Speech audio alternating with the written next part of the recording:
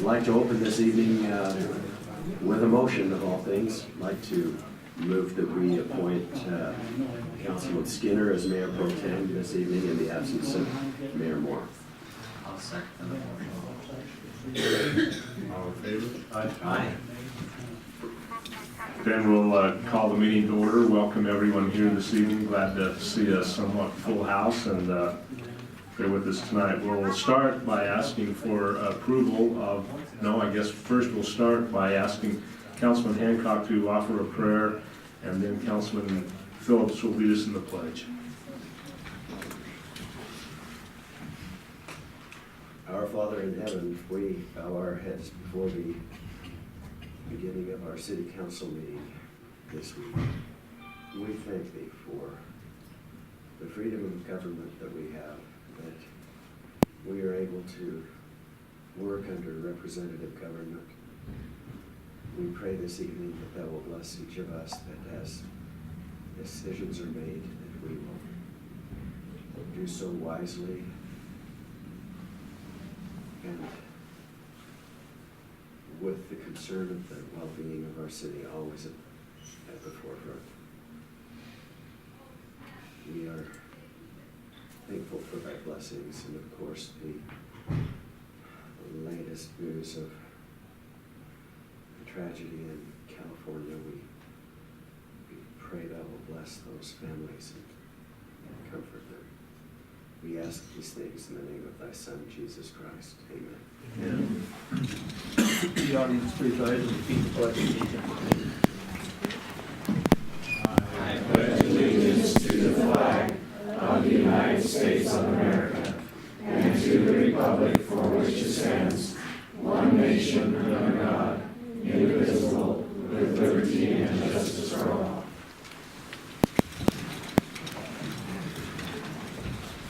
We'll now ask for motion to approve the minutes of both the, I guess we'll do November 17th first. I believe that's the meeting that we canvassed the vote.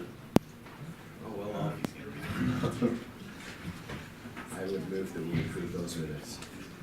Why just do them all? You want to do them both together? Also the minutes then of November 18th, the city council meeting. Okay. I'll second. We have a motion to approve the minutes of November 17th and 18th. All in favor? Aye. Any opposed? There's also, did you see the other item, the toward Utah City participation agreement? Yes, That but was part of the. that wasn't that part of the minutes. Well, it's part of the consent agenda. Consent Oh, agenda. okay.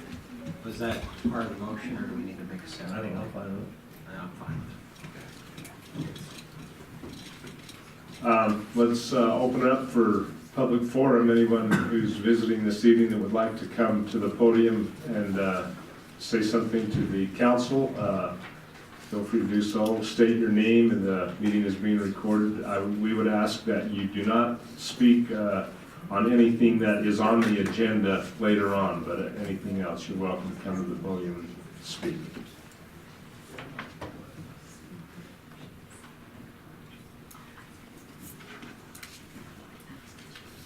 I guess we'll close public forum and go to council and staff reports. Are there any staff who have reports for us this evening?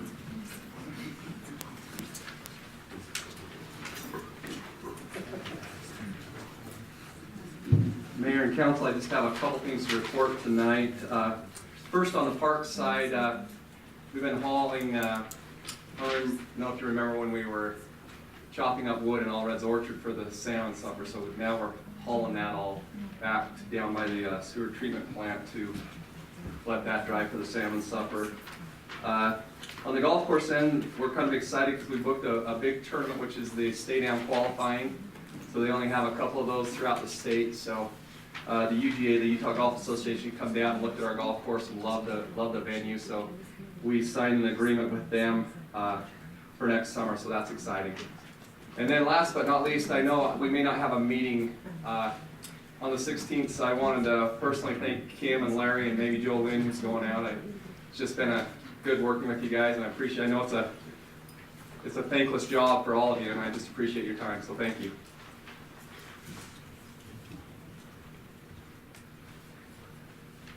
Anybody else from the staff would like to?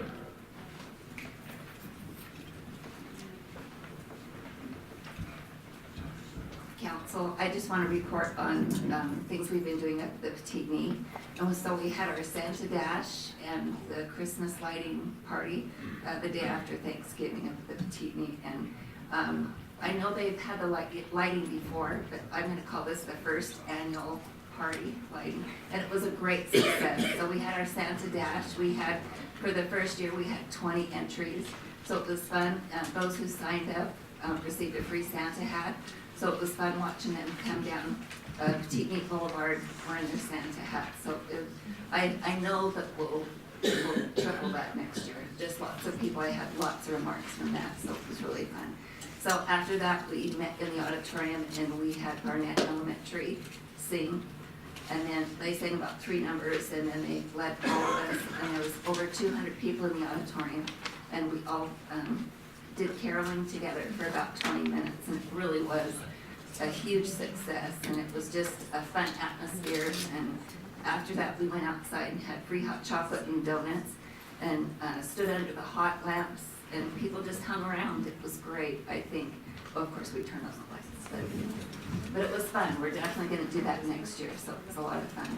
And then today, just a little bit more about the Petite Meat. We invited the Ghost Adventures from the History Channel. So they were at the family tree today, and so I gave them a call to see if they could come to the Petite Meat and spend a few hours with us. So that worked out great. It's a great group of the producer and everything. Anyway, it was just, I enjoyed every second of it. It was so much fun. So I invited Dee Stevenson. He's our president of the Historical Society, and they interviewed him and talked about, what's the word? Okay, Dave just left. We talked about specifically the war. I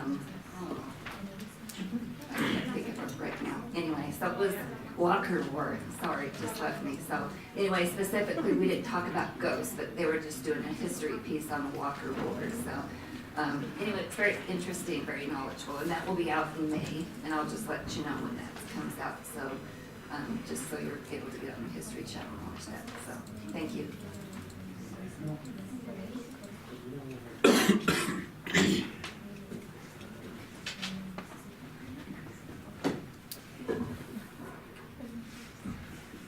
I have a couple of things tonight. Just a reminder that we have Shock the Cop on December 12th. And we have, it's about full, but we do have room for maybe 2 more families between the ages of 5 and 9. So if anybody has anybody that is in need during Christmas time, please get with me. Come see the police department before that time so we can get those families signed up. We also have a reminder that winter parking ordinance went into effect on December 1st, so we're going to be out trying to get the streets cleared. So hopefully if it does snow, we have some cars out of the way that we can keep our streets clean. The police department, just finishing up the month of November, we had about 1,200 and I think 14 calls in the month of November, which in those calls we had 111 arrests, 227 citations, 3 DUIs, 300 traffic stops, and 28 traffic accidents. I don't know if you got the weekly update where we gave the number of accidents for the year. This year we're coming in right about 300 accidents so far. So from last year we had about 600, so we've cut them right back about half. So we're doing pretty good this year. So I think that's all I have tonight, unless you have any questions. Thank you.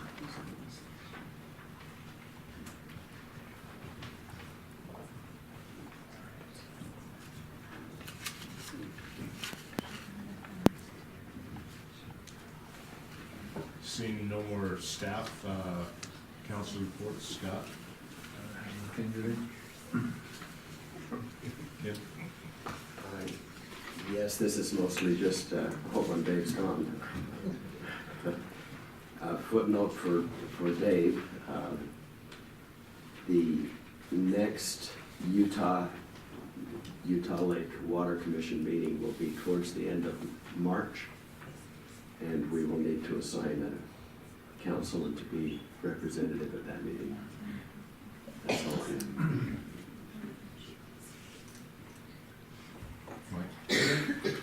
Couple of items, Mayor Pro Tem. First is, Chamber was pretty busy in October and November. They had the Great Pumpkin Hunt, which I believe they already reported on before. They're gonna have the annual banquet will be probably late January, and they're gonna have their planning meeting in January as well for the year. With regard to our Interfaith Council, they had a very successful service project that they did over the course of a couple of Saturdays ago, and went very well. Had a lot of participation from members of the various churches here in town. Also, they have what they call the Helping Hands Project, which will be a project to help destitute individuals that come into our town, to help them to get the money and so forth, and not necessarily money, but gas and stuff like that, help maybe feed them and get them onto the locations that will be able to handle them better. And that project finally should be in place and going by the first of the year. And then they are also going to have a fundraising banquet in February. It'll be the third Friday in February, and as we get closer to that, I'll give more information to the council. That's all I have. And I'd just like to follow up on Tracy's comment. Given that this probably is our last meeting this month, I would like to say publicly how much I value the relationship we've developed as a council during the time that we've met, and I feel it a privilege to have been able to serve with this council. I appreciate your integrity, your dedication, and your willingness to make the hard decisions, sometimes when the hard decision was not the popular decision. And I have the same feelings towards the staff. I appreciate the opportunity to work with you, and just want to say thank you for accepting me, for tolerating me, and for being my friends. Thank you. Thanks, Larry. Let's go into the Scout Attendance Awards right now. And Councilman Hardy will do that.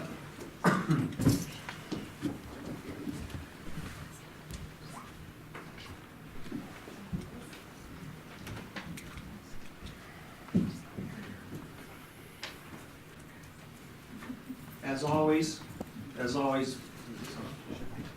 Yes. Okay, I couldn't tell if you could hear me. As always, we appreciate having our scouts. Are there scouts here tonight? Did they come in? Oh, okay, they're over there. Good.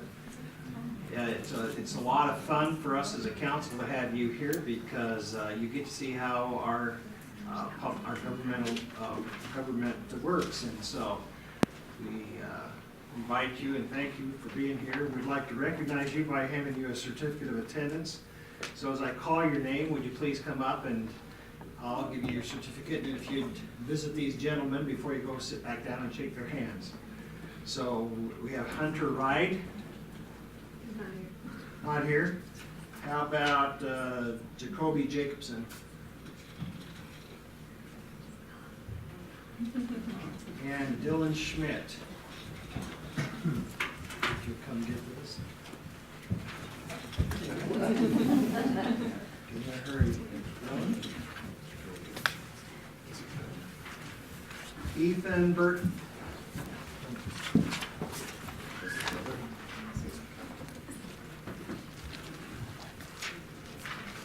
Carter Swenson.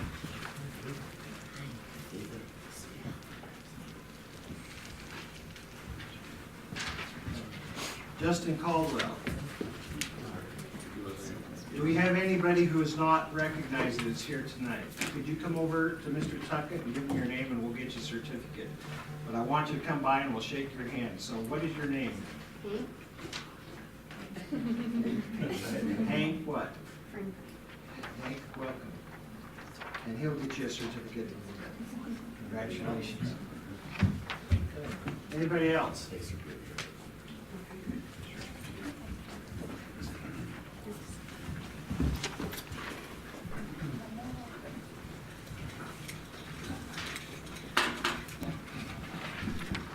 always, we thank the scouts for being here, and particularly thank the scoutmasters for the service that they render to the youth of our community. I remember many, many, many years ago when I was a Boy Scout. What a great time in your life that is. I think right now, before we amend the agenda, we'll ask for a report from the Youth City Council. Are you going to do that, Mayor?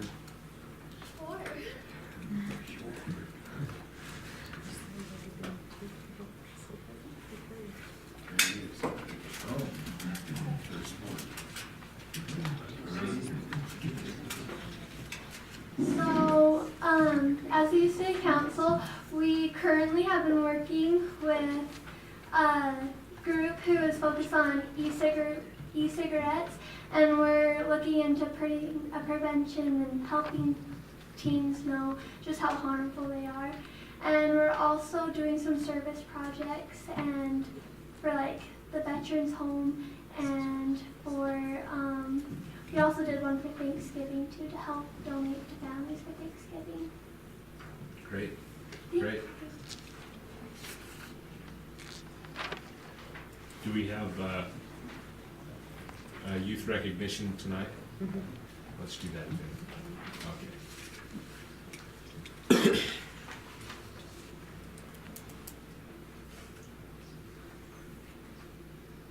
So for our first one, we have Brenda Santillion. One of Brenda's friends said, she is a wonderful person inside and out. She always knows how to make someone smile and what to say when someone is down. She is, oh yeah, is Brenda here? Do you want to come up? I'm sorry. Congratulations.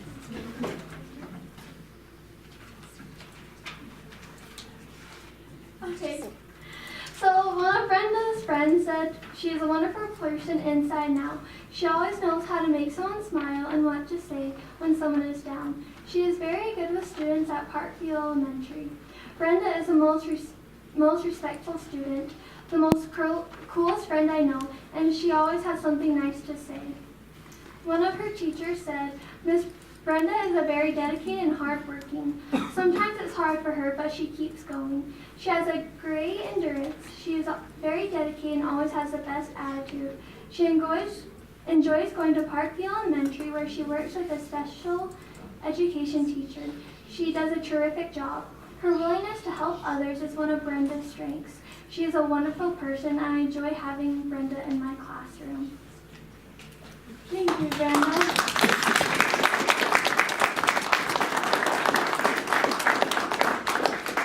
One is from Mount Nebo Junior High, Daniel Tinoco. Is he here?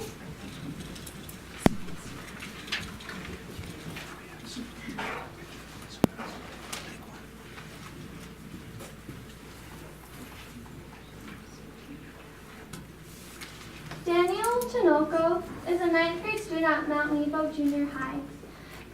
The words that best describe Daniel, according to one teacher, are kind, quiet, and conscientious. He puts his best foot forward every day and tries to help others do the same.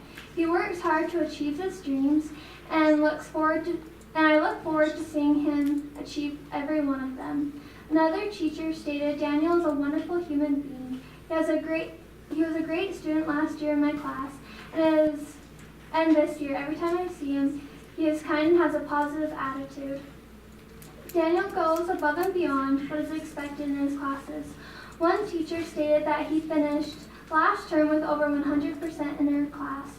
She also stated that Daniel is a great kid and always finishes his work. His science teacher wrote that Daniel is a quiet, hardworking student that is blazing a great example for his family.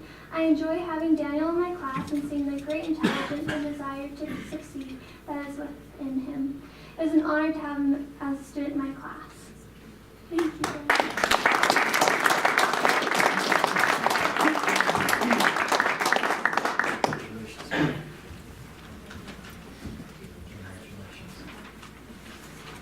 We're just going to have this translated into Spanish so his parents can understand.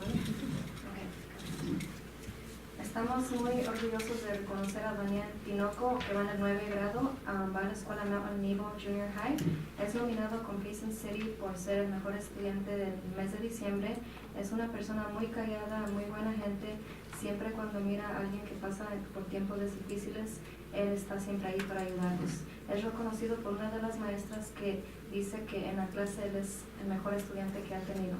Y con muchas otras personas que también apoyan a Daniel Tinoco, y estamos muy agradecidos que esté en nuestra clase y ojalá que hubiera muchos como él.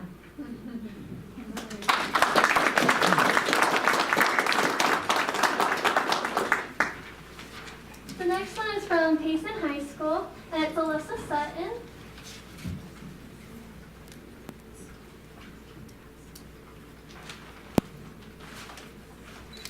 Alyssa Sutton is a junior at Payson High School. She is currently on the National Honor Society and is the junior representative. She's on the Hope Squad, Key Club, and cross country, track, and yearbook. The service she does for the community is she goes to Payson's Veterans Home and she goes to the Provost Food and Care Coalition. One of her teachers wrote, Alyssa is one of my go-to students. She is one of the students that I know won't drop the ball on an assignment. I know she will ask questions if she needs clarification, and I know she will take initiative and get things done. Usually when she does, it's better than I hoped, and done sooner than I hoped. Alyssa has a positive attitude and outlook. She's an excellent choice for this mayor award.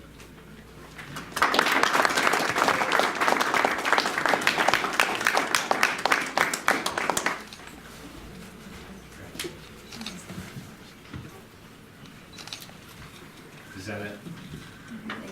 Let's, if we have the council and the. Oh, you want to just take these for dinner? Yeah. Okay, perfect. Let's have a picture. Great. You council, would you like to stand in the picture with us? Perfect, yeah.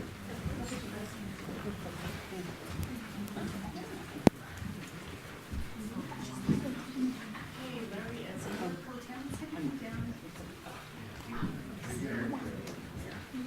Down, one more section. Well, let's have the award winners.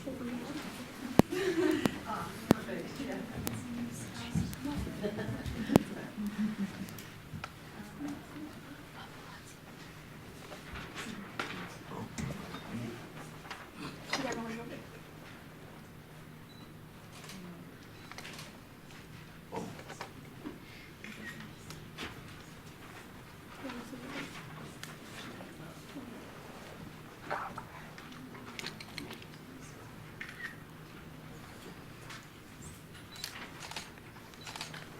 Is that it?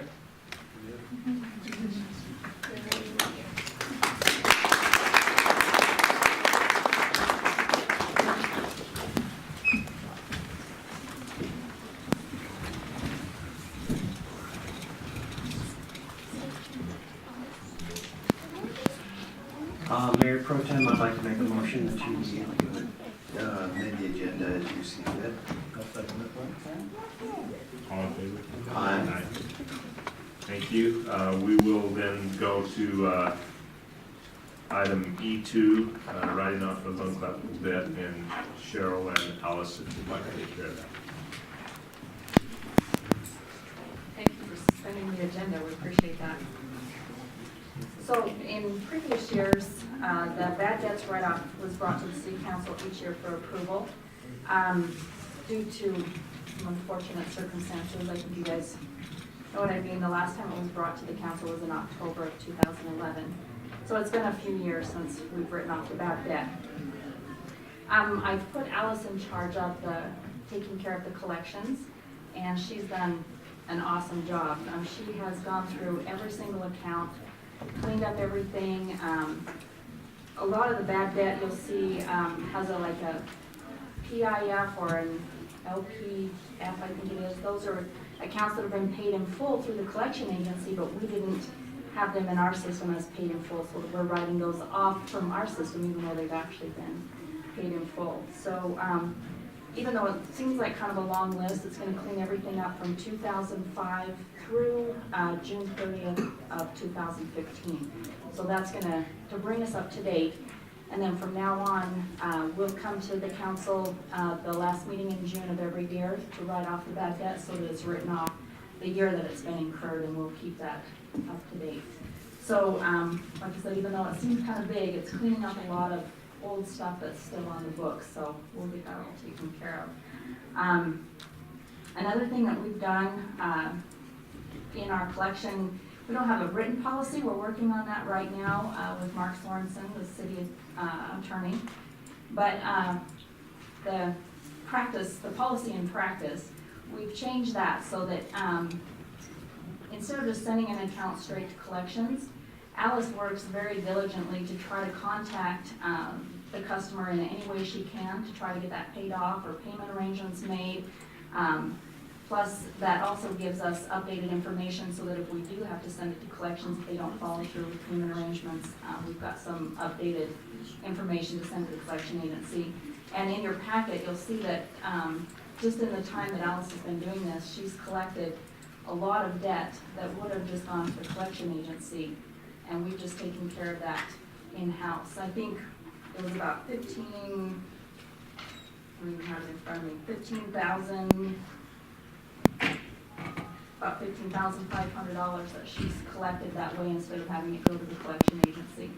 So she's been working very hard getting this cleaned up and trying to reach people and make arrangements, and I think that's made a big difference also of things that we don't have to write off. So Bands up with everything, folks, or auditor? I think so, because when I was talking to Sarah Hubbs before she left, this is what we had talked about doing, and I've talked to other cities, and as soon as they send an account to collections, they put it in their write-off, their bad debt write-off. And so in talking to Sarah, that's what we're doing, is trying to clean everything up to this point, then in June we'll come back and take care of whatever else has been incurred through June of this year. But yeah, that's, in talking to Sarah, that's what we determined would be the best thing to do to get our books cleaned up. Cheryl, I just had one question about it. I recognize the need to do this. I recognize the need to do this, and we have done it before. But I noticed that as you look down the list, there are a number of individuals, but certain of those individuals are listed as associated with a business. Mm-hmm. And a couple of those businesses are still businesses. Quite a few of them have closed, bankruptcies, that sort of thing, but some of them are still open. In other cities or in Payson? In Payson. Or they took the same name Yes, I as, think because like Twice Blessed, I believe, on the first was list, a different owner than what is now. 54 and 55. I just wondered, if the business is still open, why are we forgiving the debt? Well, like she was saying, Twice Blessed, even though it kept the same name, it was a thrift store, it had different owners. And And that's the same thing with the pizza place. Yes. Mhm. Same thing. Exactly.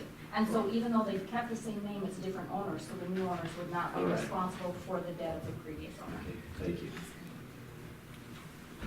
I don't know if you have any other questions for us? Mayor Pro Tem, do we not that in the motion? Yeah, we just need a motion approving the resolution. Mayor Pro Tem, I'd like to approve the resolution 11-2, 12-2015, yeah, for approval of writing off uncollectible debt.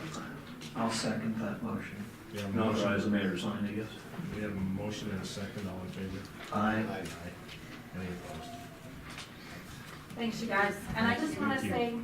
say, again, Alice has done such a terrific job, and we appreciate everything she does. So I have the best boss. so thanks, you guys.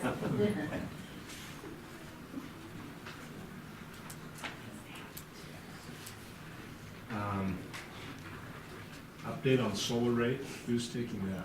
Ron.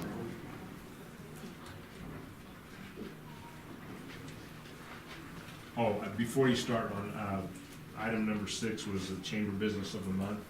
I've been told that we need to table that until next month, so So moved. Second. all in favor? Aye. Any opposed? Thank you. Ron, sorry. Not a problem. Thank you. Just wanted to give you an update on, we've been looking at a new, what's called a feed-in tariff with the solar power that is coming into town on people's roofs right now. And basically what that philosophy is we begin to look at these solar systems as generators. And would be a buy-sell arrangement as we get into that. But the study that was done by UAMPS as a project looked at the value of solar and the benefits it brings to our community. The major points of this study were they looked at putting in gas, what it would cost if we were to build a gas-fired combustion turbine to bring in this energy into town. That would be the source. They looked at the solar production from the St. George solar farm down there, which is a 250 kW solar unit. And because they can pick up hourly data from that source.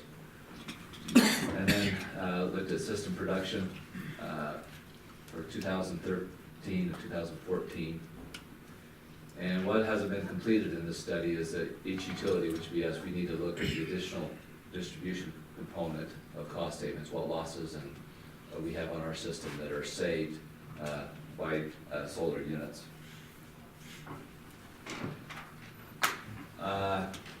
This chart shows the St. George solar unit is at 250 kW, and then transmission is built on peak of when you peak your system in relationship with Rocky Mountain. So Rocky Mountain sets the peak time, the day and the hour, and then whatever our system is at, that's what we're charged on the transmission rate. So this is a transmission looking at, and so what they did, they put the production of the solar units. This is in 2014 in St. George, and they were producing in May of 14, 140 kW, 130 on down. So 6 months out of the year, the solar helped offset peak. The rest of the months, basically through the winter, there is no savings at all because the peak during winter time, of course, is at night. And so that 2013 shows there were 5 months where there was a savings.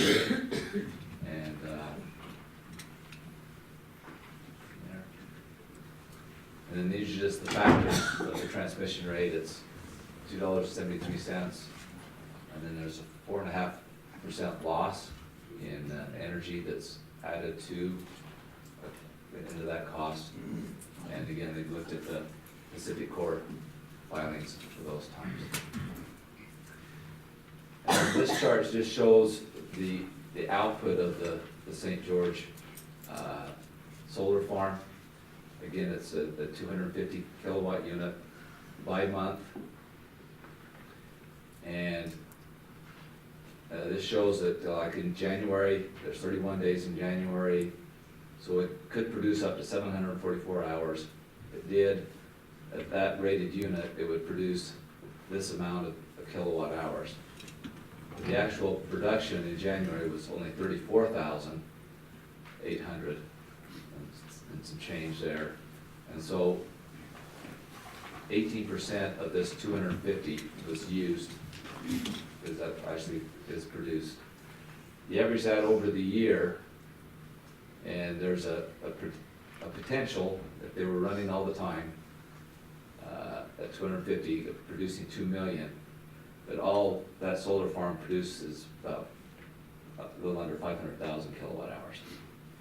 And so about 20% capacity factors coming out. And so, and again, this shows the peak savings during during that time. So solar really isn't that efficient when you look at over the whole year period. Is it even cost effective? It's getting there, but again, it's a very low producing. And this is just the same numbers again for 13. It produced 454,000, about the same range. So looks like about 21% output capacity factor on solar.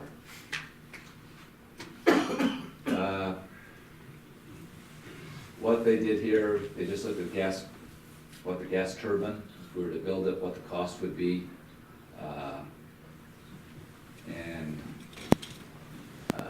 This is what the cost included, the cost of purchase and construction, inventory costs, interconnection costs, gas line costs, land purchase, contingency, and then financing costs and capital interest costs.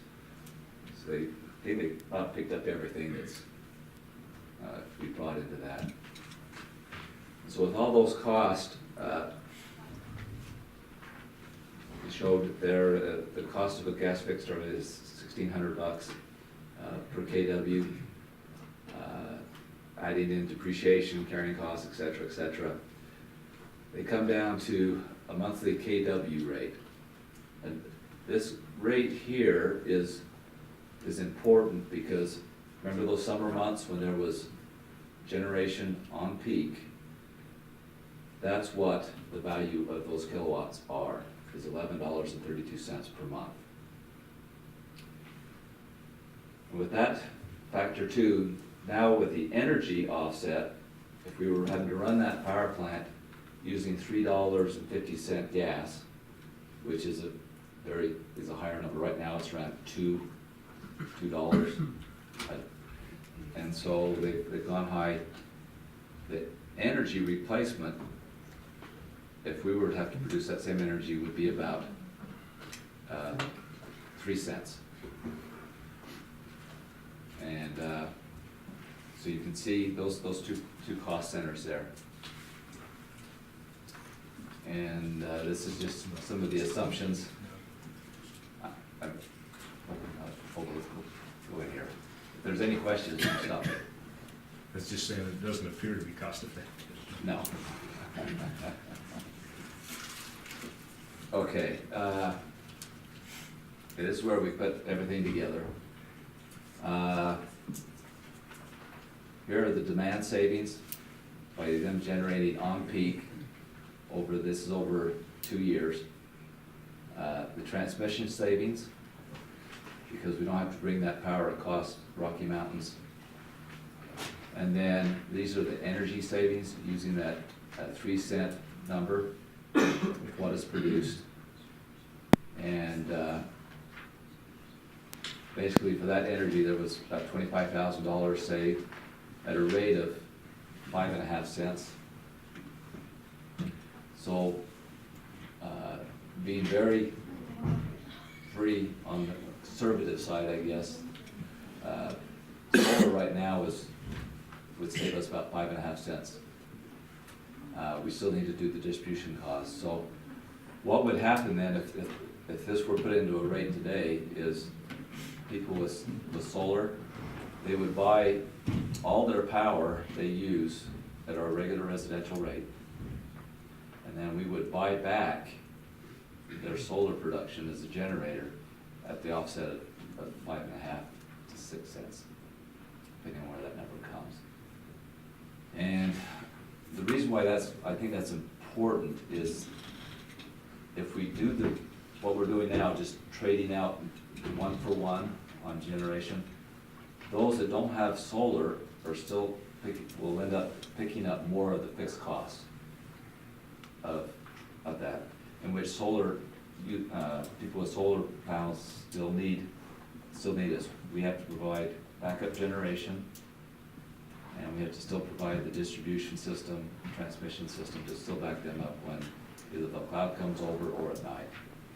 And so, So really, you're saying those without solar are subsidizing those with solar? yes, and that becomes worse the more it gets worse as more solar comes on. Right now, we're still okay, there's not a lot, but we start seeing some of these bigger commercial units come on, it could have a definite quick impact on us. But what this also allows those who do want to do solar, is they do know now what the price, what those avoided costs, and they know what they can do it. So let's say a parking garage. They want to put on solar. Well, if you net meter it out 1-for-1, they hardly use any power because all they do is have lights. But under this scenario, we can look at them as general, they can put more solar on, but that's what will pay for it. And they'll still, and it is true avoided cost. So it allows those who want to, that ability to do that also. One nice thing about people putting on solar is that they're paying the capital cost for us. So it can be a win-win, but we just want to be sure as we put these final numbers on that there isn't any cross-subsidy, that those that without solar aren't paying extra because of solar coming on. So that's basically it. We'll be coming back in the next couple of months with a run rate.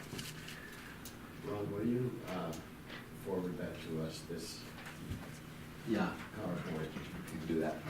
And then I have a couple of questions if you were through. This is totally outside of this. Back 3 or 4 years ago, there's quite a movement on wind generation. Have you seen any, that slow down significantly and not as much interest in it, or is it? Yes, there's less interest. The biggest reason is that the best spots are already taken. And then number 2, wind is even a little lower percentage. They're averaging 18% capacity factor. Okay. It's a banner year when they get up in the 20s. Okay. And then my other question is with regard, today in Wall Street Journal, there's an article on nuclear power plants and the fact that the Obama administration is reviewing the amount of radiation that they figure is being imparted into the environment, with the idea that perhaps we overreacted back 30 or 40 years ago on cutting back on nuclear power generation. Have you heard anything in outside of what I read today? And then secondly, do you have a status update for us for that test project up in Idaho? Yes. The Department of Energy and the Nuclear Regulatory Commission have been studying the small modular reactor, which we're looking at, and they are very, very excited about it. They have given NuScale and UAMPS a matching grant, a 50% matching grant on the siting process.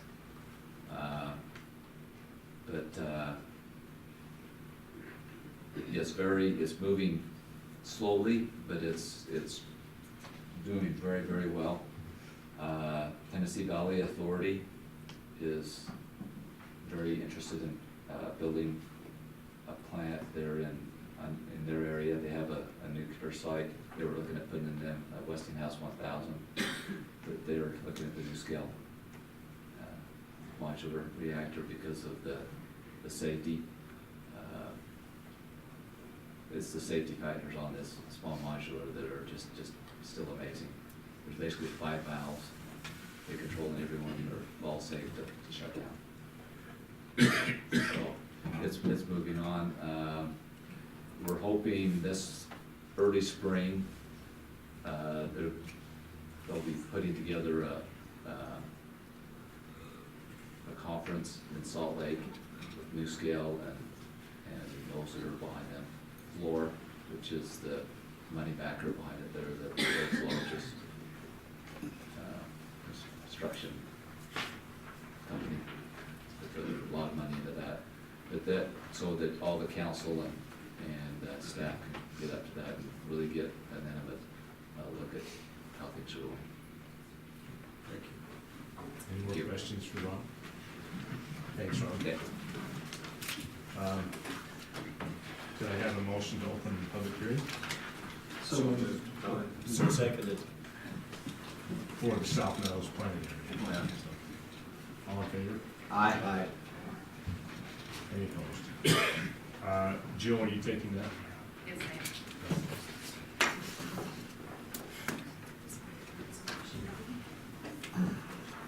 Okay, Mayor Pro Tem and City Council members.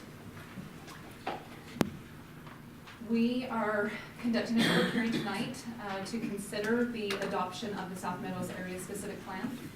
This is an area plan for about 950 acres located on the southwest area of the community. It includes property currently within the municipal boundaries of Payson City and some within our growth boundaries. And so the area is located on the southern end. It takes in the area around the new LDS temple, and then it extends west and includes properties that were included in the West Meadows annexation. So I do see a lot of familiar faces here. So a lot of you have been participating in this planning process over the last, we're coming on to nearly a year. We bring the lights down. Oh, what's that? We brought the lights down that quite a bit, right? Oh, okay, and we can do that when we, is that maybe a little bit better? So I just wanted to give a little overview, just, what we've done over the last year. We started this process back in December. We hired a team of consultants to help us put together the land use infrastructure, transportation, economic analysis, a lot of things that were necessary in putting this document together. And so the lead on this was Blue Line Design, so they are going to start the presentation tonight. We do have a couple of representatives from Blue Line Design here. But we did put together steering committees, stakeholder meetings. We've had a series of public meetings. Many of you attended those throughout this process, so we do appreciate your participation with that.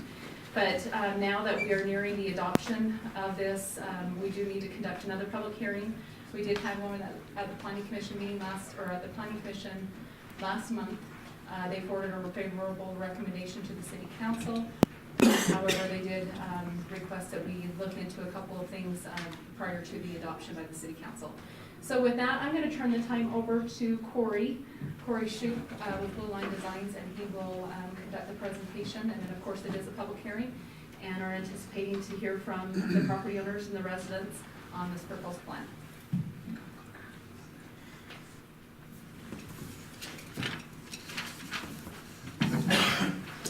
Thank you, Jill. And thank you to Mayor Pro Tem and the council. My name is Corey Shoup, as Jill mentioned, and I'm with Blue Line Designs. I'm here with Rob Donegan, also from our office, and I believe Brent Ventura from Horrocks is here. There he is in the back. Thanks. Our team was made up of Blue Line Designs. We're landscape architects and community designers and planners. We work with a number of municipalities up and down the Wasatch Front, and also private developers up and down the Wasatch Front. Our engineers for traffic and utilities is Horrocks, and that's who Brent represents. And we also have, as part of our team, Zions Bank Public Finance. And they did an in-depth study for us to help us forecast what we could expect through the year 2030 as far as growth in this area.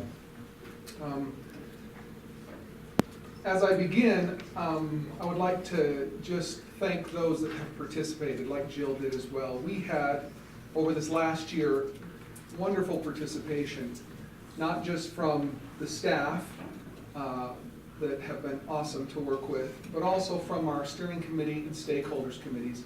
Our steering committee was made up of a handful of property owners in the area, and our stakeholders committee was made up of important entities that we felt should weigh in on some of our decision-making, entities such as UDOT and UTA and other water providers and those types of organizations, simply because by the year 2030, there will be development here, and we wanted to understand what their vision is for the growth of this area so that we could take all of that data into consideration as we looked at developing the South Meadows over the next 20 years. So with that, what I've done is I've condensed the document that you received, which is the draft, down into a few pages rather than going through 100 pages, page by page tonight. I would like to just take you through and answer any questions that you might have, and also the public. As Jill mentioned, we've had a number of public open houses and meetings, and also some hearings. And so we're looking forward to showing you this, getting your feedback, and also hopefully working through any final issues that might need to be part of any motion to adopt this. So with that, let's jump into the presentation. I'm hoping not to show you a bunch of slides with text. No one ever likes the text because it's boring to look at, but we did include this simply because this is the table of contents. You have this in your document, but for the public that's here, you can kind of see the different chapters that will be in this final document. Like I say, it's about 110 pages long at the end, which includes Zion's Bank analysis. The goal, as Jill stated, really was to look at the area around the new LDS temple and the impact that it will have as far as growth. So I'll just read this real quick. The purpose of the South Meadows area specific plan was to guide the development of the South Meadows area, resulting in the most favorable, pleasing, responsible, and sustainable development possible. And with that, we had 5 goals in mind as we began the process last December. Number 1, to address the unique character and opportunities of the area. Number 2, to create a balanced community. Number 3, to establish guidelines for the architecture and landscaping. Number 4, provisions for public infrastructure and services. In other words, to look at the roads and utilities. And then number 5, protect and transition to existing agricultural uses. Okay, now as we jump into this, to orient everyone, we've provided this plan, and it's a little difficult to see on 15, but with a pointer here, I'll point out some of the elements that we're looking at that will help the council as well as the public understand where the project area is. The red line that you see on the wall here is the project area. And the first thing that will jump out to you is that within the project area, there are colored areas, be it green or pink, and non-colored areas, these areas that remain black and white. It looks a little bit pink because there is a hatch over that. The difference in these two areas is important to understand. The colored areas, the green, pink, are areas within the current city boundary of Payson. The areas not colored, here, here, and here, are areas that belong to the county. It's not been annexed in, but we were given the direction and felt like it was very important and great counsel and direction from staff that as part of this study, we don't just look at what impact we'll have if property within the immediate city develops, but what happens if property down in this area or wherever also develops, because it's very likely that the roads and even potentially the infrastructure would be connected to Payson. It would need to be annexed in, obviously. But rather than limiting ourselves to just looking within the city boundaries, step back 1 or 2 steps and ask a bigger question: what happens in 20 years if this piece of ground wants and needs to be developed. So our study looks at all of that property. For those that haven't figured out yet what we're looking at, this is the new LDS temple. I'll only use that briefly because the green really fries your eyeballs, but that white rectangle underneath the green is the LDS temple. Well, the temple's the black dot in there, the shadow. This is the Walmart, and I-15 runs, excuse me, right down, too much talking already, right down through here. This is I-15. All I can say is it's difficult to see on the aerial, and you'll see it in our plans later on. It stands out a little better. This is the 8 South off-ramp, on-ramp right here. Red Bridge, oh, thank you. Red Bridge is located right here. That's where the 2 train tracks cross. And 12,000 south is the southern border of the study area. This is 930 east. This is the highway, the old highway. I think I already pointed out Walmart, right? It's right here. So just some of the major identifiers. Okay, just to give a little bit of history. As we began the process, you can see this is just an outline of some of the meetings. We listed our, not by name, but just the groups of people that we worked with. Beyond staff, we had staff, stakeholder steering committee, and public meetings. But starting back on February 10th, when we started the process, we've held these meetings, and so there's been a number of public meetings where we've tried to get the input of the community and some open houses, and it's been a very open process. These are just a real condensed portion of Susie's very long and in-depth study. Susie is with Science Bank Public Finance, and these are the charts that really summarize what they found to be predictable by the year 2030. And we provide 2 different charts, and the reason for this is we have what we refer to as a baseline plan and then a higher education plan. So what you're seeing on top here is the baseline numbers. And according to Zions Bank, these are the numbers that we should expect to see, not just in the planning area, but citywide in Payson. So their study went even beyond the project area and looked at what to expect in Payson as a whole by the year 2030. And you can see the numbers are in acres. And so, for example, single family, we could expect another 630 acres to be developed in that time.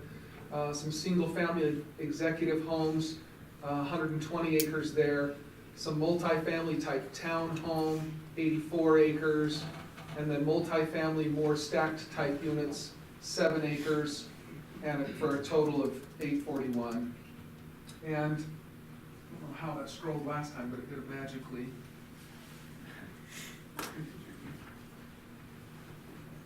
I'm not that talented, so Rob's going to come and help me. But anyway, needless to say, the difference between this chart here and the chart on the bottom, this is the baseline, and this is the higher education, is that a portion, there's been a lot of discussion about the potential of having a higher education land use come to town, where it would land and what impact it would have. We've tried to look at that. So we're providing, rather than just one study, essentially 2 separate studies. They're all very similar with the exception of the higher education, and it would probably be easier if we just go to the plan, but this is just another way to look at the baseline scenario versus the higher education scenario. I'll point out the different land use plans here as we make our way past this slide, but essentially what you'll see when we show the land use plans is a breakdown of these categories, the land use categories. The residential categories are broken into 5 different areas. The mixed use are broken into 3. Well, let me back up. The residential is broken into the 5, so you've got high density, single-family lots, large single-family lots, executive housing, which is actually broken up into 2 different products, and then senior housing. The mixed-use areas are broken into 3, which would be commercial, transit-oriented developments. For those that don't know what a transit-oriented development is, it's really development that occurs around either bus rapid transit or light rail or commuter rail stations. And the reason we're showing that is that in the event that higher education does locate here in Payson, it would be very likely that this type of a land use would happen around it, and then a village center. And then community is broken into 2, which is universities / schools and parks and open space. Like I mentioned before, we've got 2 studies, a baseline scenario and a higher education alternative. Okay, so this is our baseline scenario. And so if we take, essentially, let me back up 1, if we take all of these and we apply a color to those, this is what we get. And if I back up 2 steps, if we take all of Zions Bank's numbers and we apply them appropriately over the study area, and we assign colors to those land uses, this is what we turn out with. To orient people again, here's I-15, here's the 8th South off-ramp, I-15 to here. Obviously it extends further beyond north and south. This is Walmart. This is the LDS Temple, 12,000 south. This is 930 east. The rail tracks here and here, Red Bridge where they cross. And again, there's some existing multifamily units right here. You can see their shadows in there. So to start around the temple, because that was really, I think, part of what got this whole study going was the introduction of this LDS temple here, what impact it might have on this area. We'll start here and work our way out. Corey, may I interrupt? You bet. Excuse me. On about the 3rd chapter in, it talks about adjustments that were made to the governor's office projections that over the last 10 years we haven't met those projections, so the projections were lowered.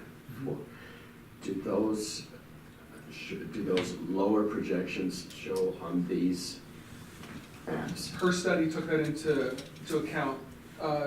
For the public, what Kim is referring to is in 2008, as we all know, the economy took a real downturn.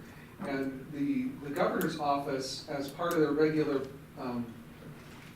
studies, they project, they have people like Zions Bank and other entities. Thanks for coming, Scouts. I remember when I went for my merit badges, little did I know I would be presenting at these things for a living. They take into account projections, and what Kim was referring to was their projections were off because no one was planning on a 2008 recession, and so those had to shift and adjust, and those shifts have been taken into consideration. Yes. Okay, so starting around the temple, this dark purple is what we're calling executive housing. And as I mentioned before, there's 2 types of executive housing. Executive housing, for lack of a better term, is a larger, nicer home on a nice sized lot. I'm careful not to say a smaller lot because they're not small lots. I think the smallest in there is a 10,000 square foot lot. But the largest is up to a half acre. So they're larger lots, bigger homes on larger lots that have requirements to do certain things to be of a nicer nature than your typical subdivision. And the difference in the 2 categories within that executive housing is you can see these 2 large purple squares, and then you see these 2 strips of purple here. These are the larger single-family detached, and we're suggesting that along this road, well, it's easy for me to say road, no one knows where the roads are except for a few of us, but this is a road that's planned or conceptualized to go east-west to the existing entrance to the temple right here.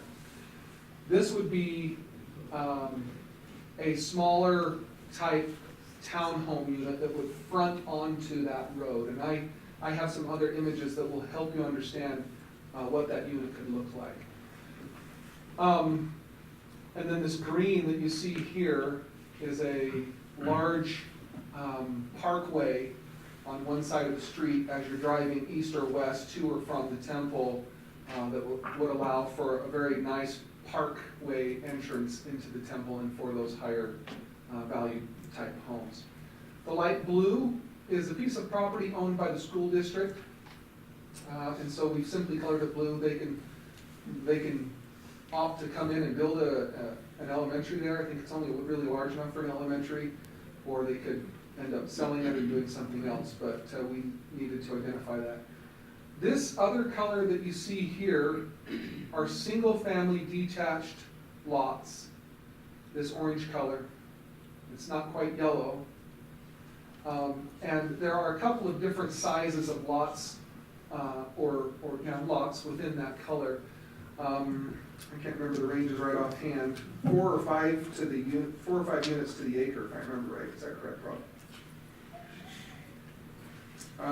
Yes, 4 and 5 units to the acre in this color, right through here. Okay.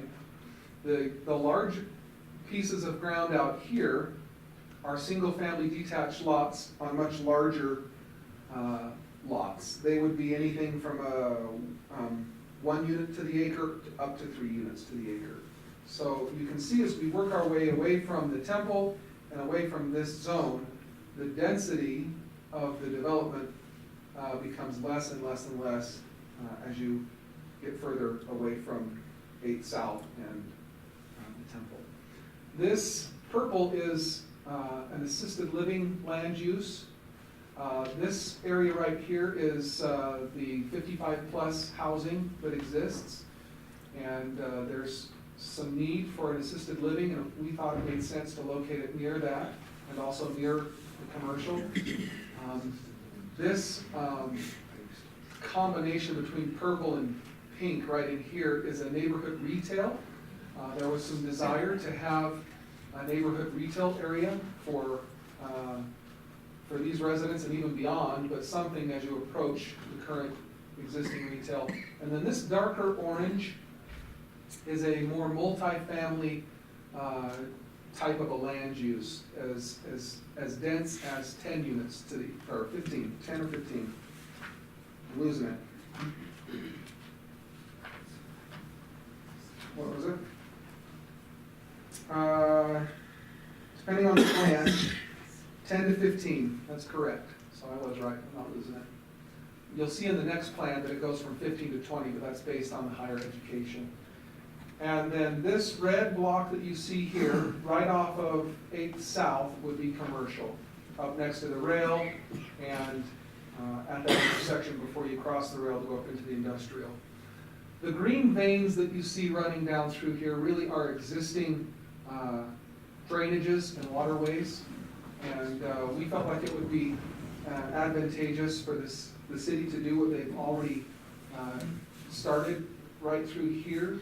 Those that are familiar with it, there's a pathway that goes along the river, and it's really quite a nice amenity, and rather than forecasting development on top of that and disrupting the natural flow, we are recommending that those remain open spaces with trails.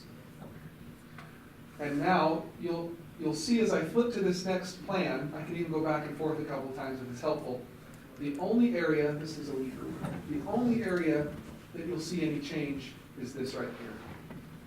And that's in anticipation, well, they're not level, but that's in anticipation that another higher ed, this blue like this education, but this would be a higher ed if we were to have a university of some sort or higher education come in, the amount of property that they would need encompasses about what you see there in the blue, which would reduce the red, but the red would also transition to be a transit-oriented related development.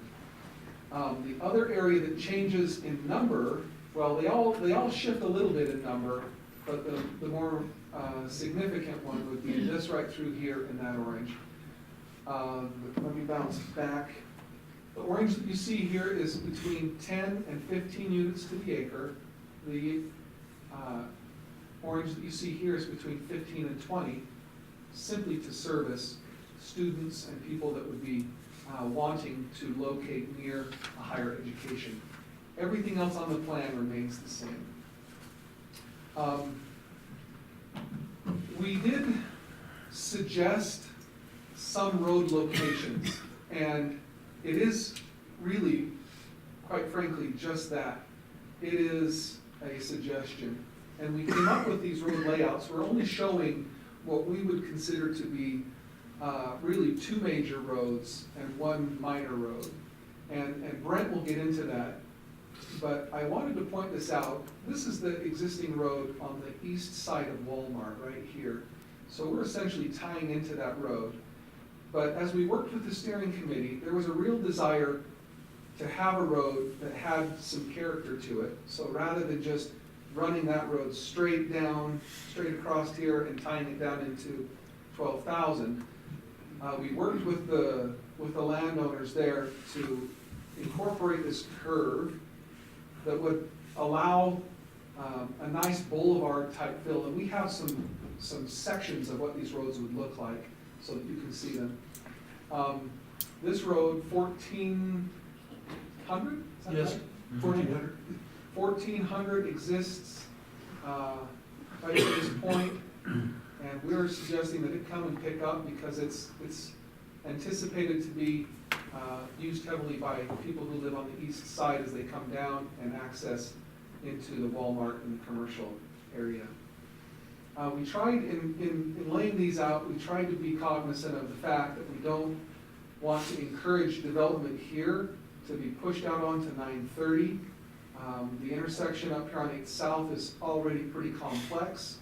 Brent can address all of these things, but we wanted to provide this boulevard and some other major connections to this boulevard in an effort to relieve pressure off of 930.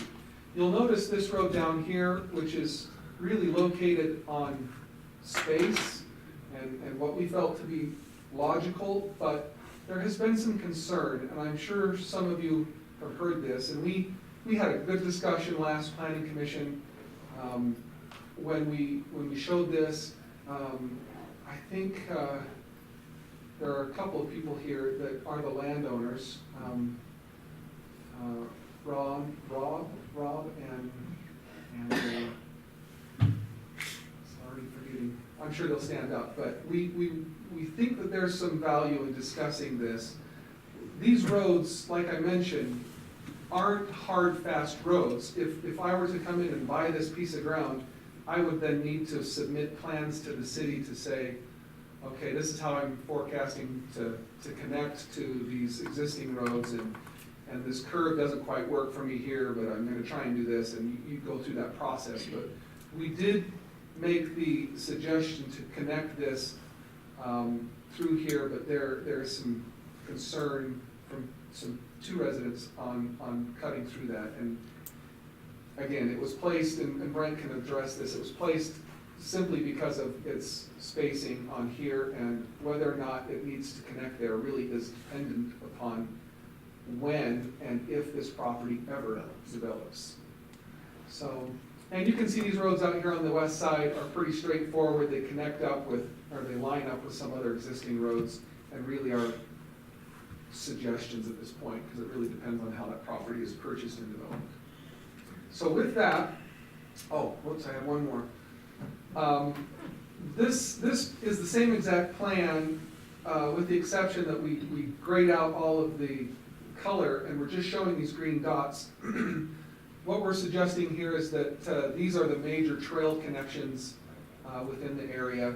You have a current trail right through here. We're suggesting that it connect and that along this arterial street, that there be a trail connection and also trail connection along that parkway, going east-west of the temple and then connecting you along I-15. We did leave a buffer along I-15 so that in the event in 50 years, let's say, I-15 does what it always does, and that's widen. And so we didn't want to bump up right against it, but we are providing some concepts on where these trails could be located.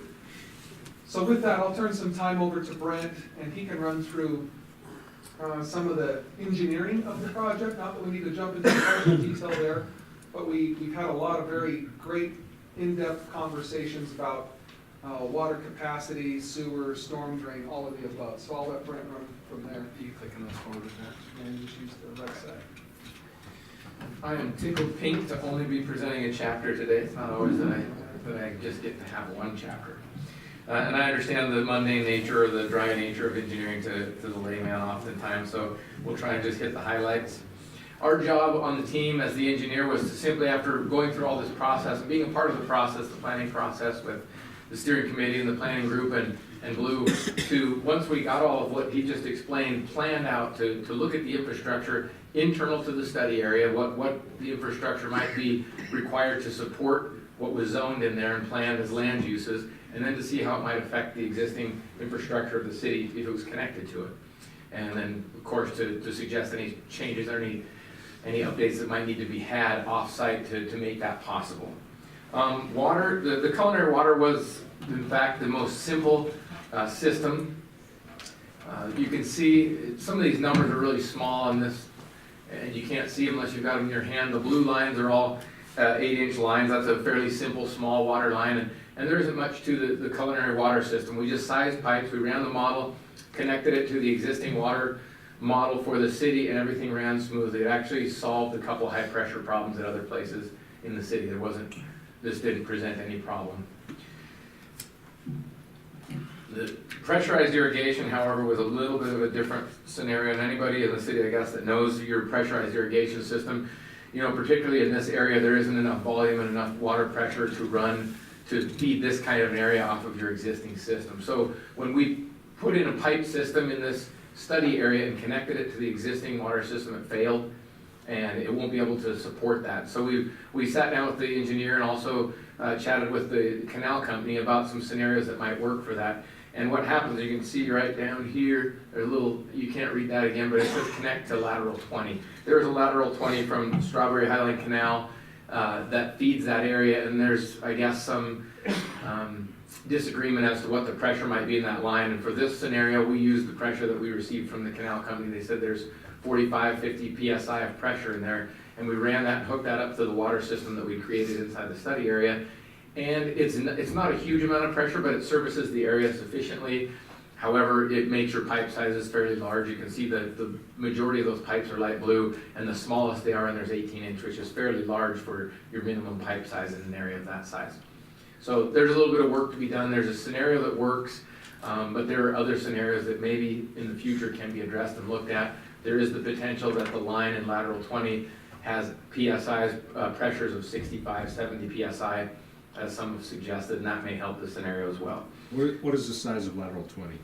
Lateral 20, if I'm not mistaken, is 20-some? No, it's 40. But is it 40? I knew it was larger. I couldn't remember exactly the size of it. So they've got a fairly large trunk line that comes through there, but you don't need that entire trunk line. This would be a service line turned off of that, and they're servicing other things down the line from that lateral 20. Sewer was the next thing we looked at. This is got a little bit more tricky, this and storm drain together, just because these are gravity flow scenarios that will flow with the slope of the land. You can see in particular, grab the right thing here, this hatched area happens to represent the low spot on the east side of the freeway. So with a low spot, you always get, obviously everything wants to flow to that area, which is not where we want it to flow, particularly in the case of the sewer, trying to get it to a sewer treatment plant.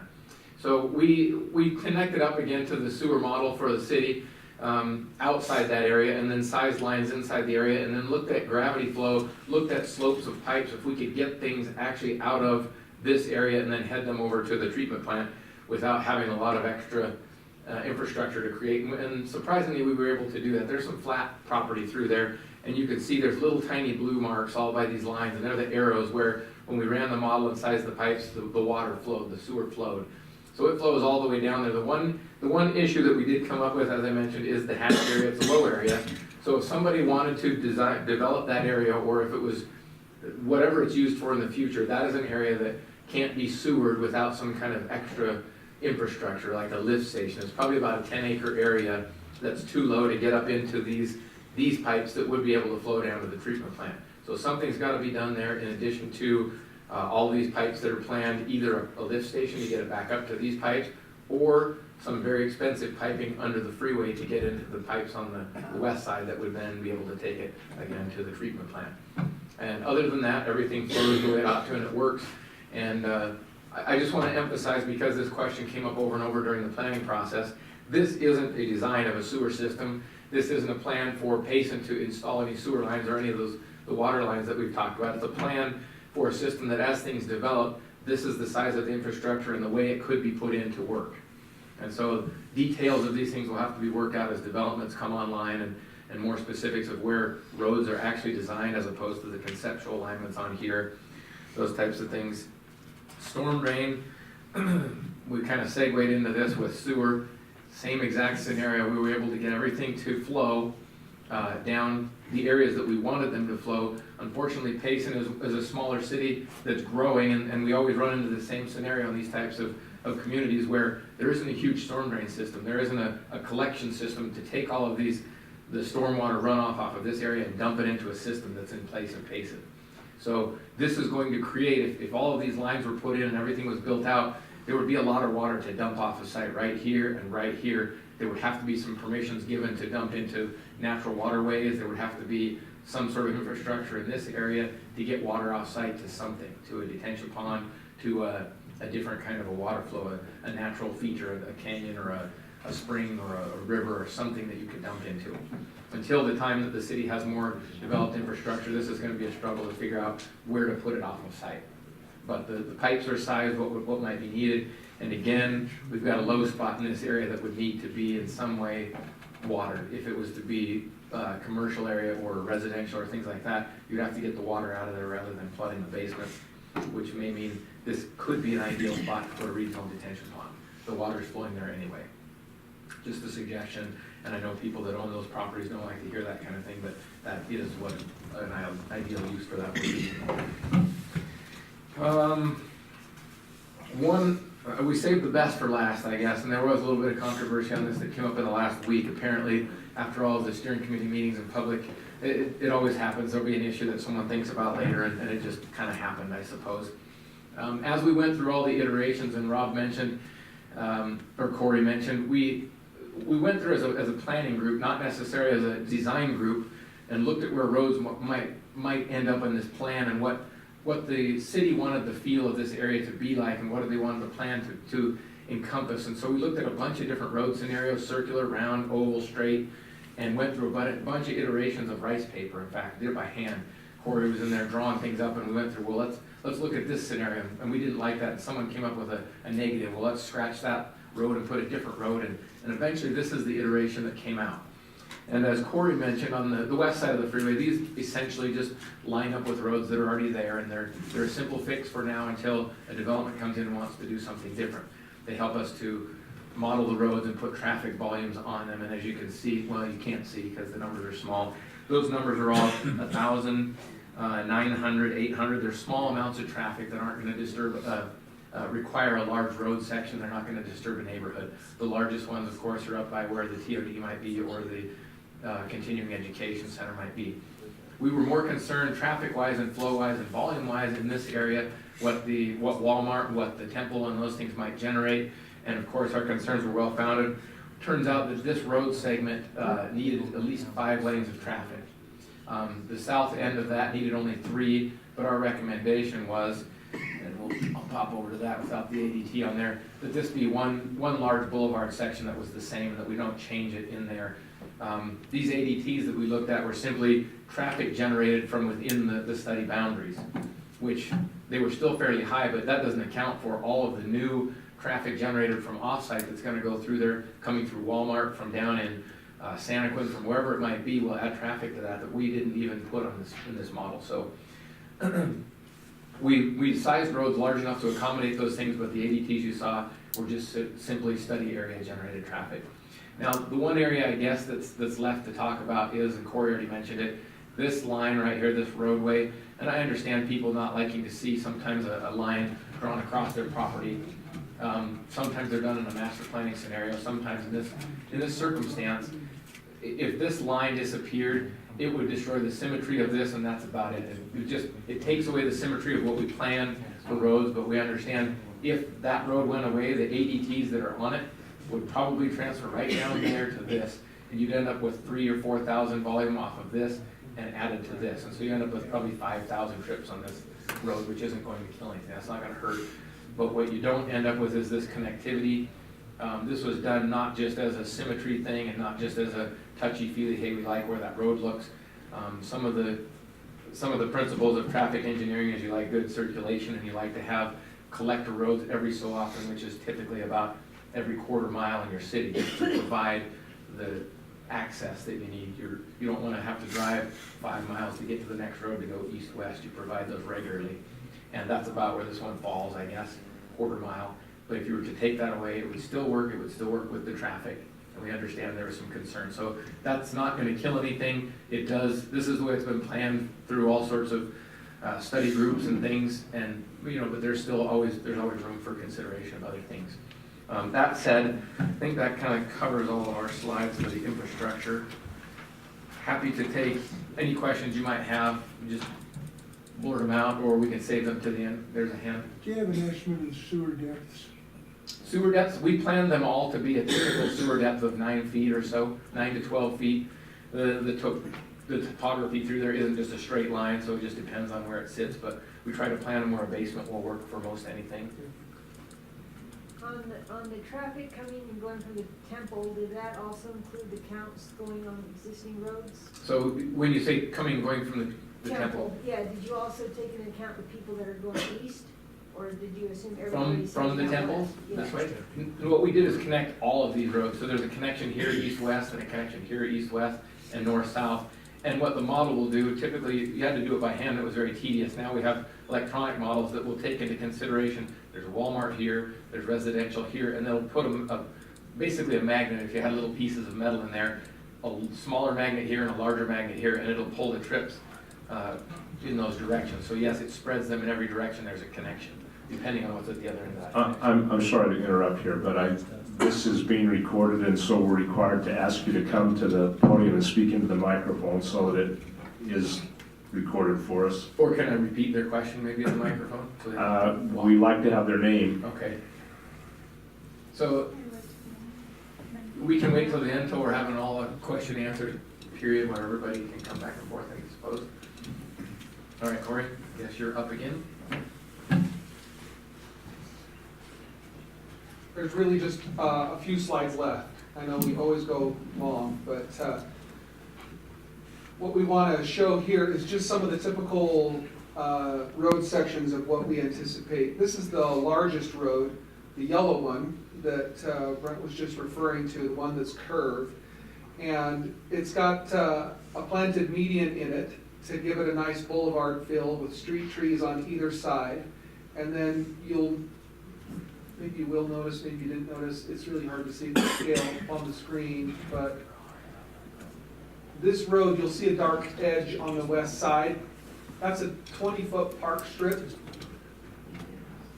that you'll see right here. So it's got the 8-foot park strip and then a trail and then an additional planted up and tree parkway. So that as you're driving in on this important boulevard, you don't have back fences of houses butted right up against your sidewalk. This one is an 8-foot with another, I think that's 8 feet on that side.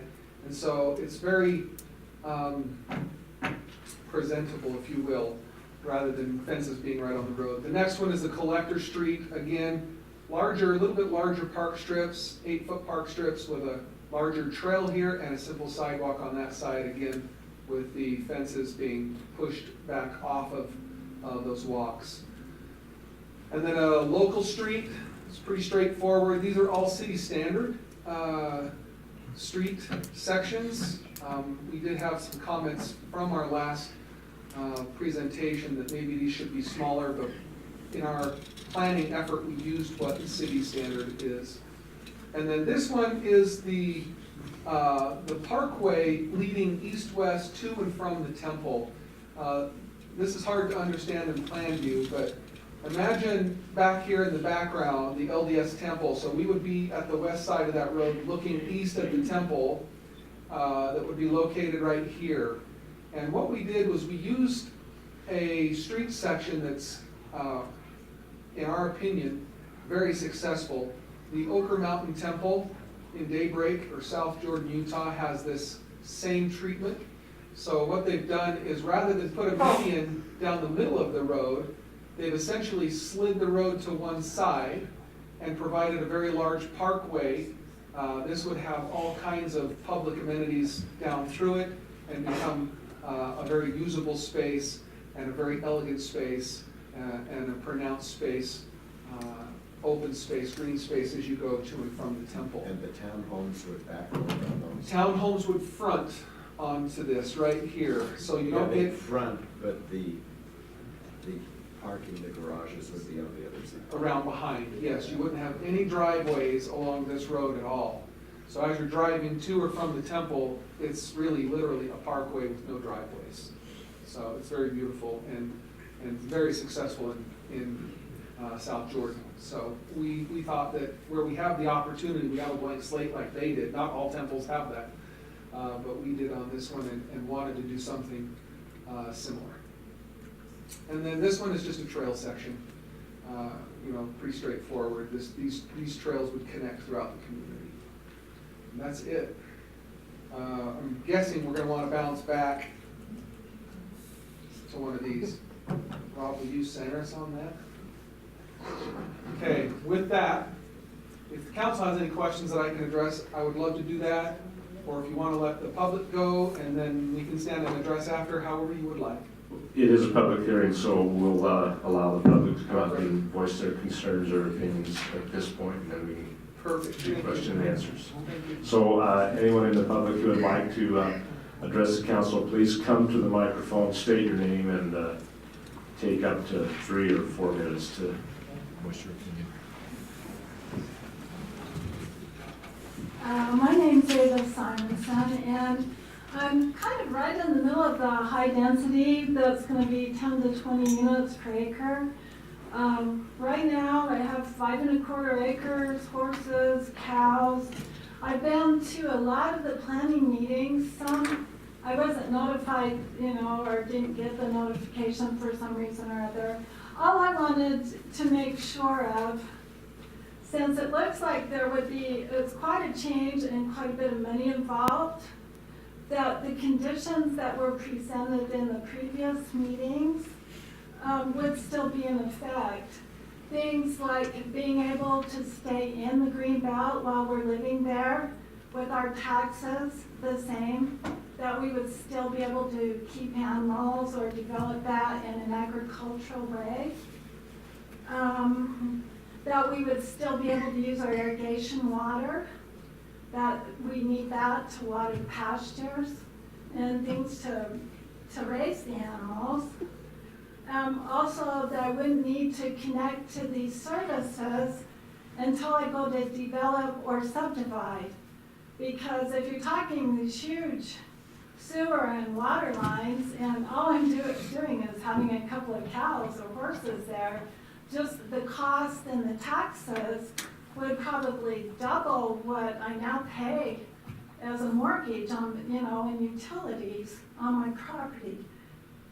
Also, I would like to know if you're considering eminent domain on any of the property for roads or utilities.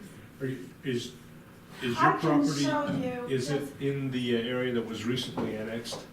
Yeah, we were annexed not very long ago, and probably my house is about right here. The stream kind of goes through the middle of it. Okay, thank you.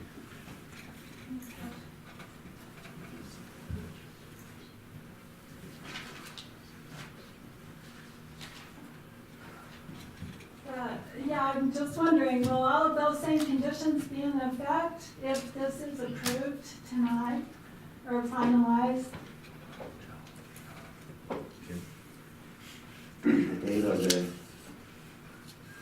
I've talked to Corey about this. How long did we take? I can't spot Corey or whatever. How long did we take in our last meeting outside?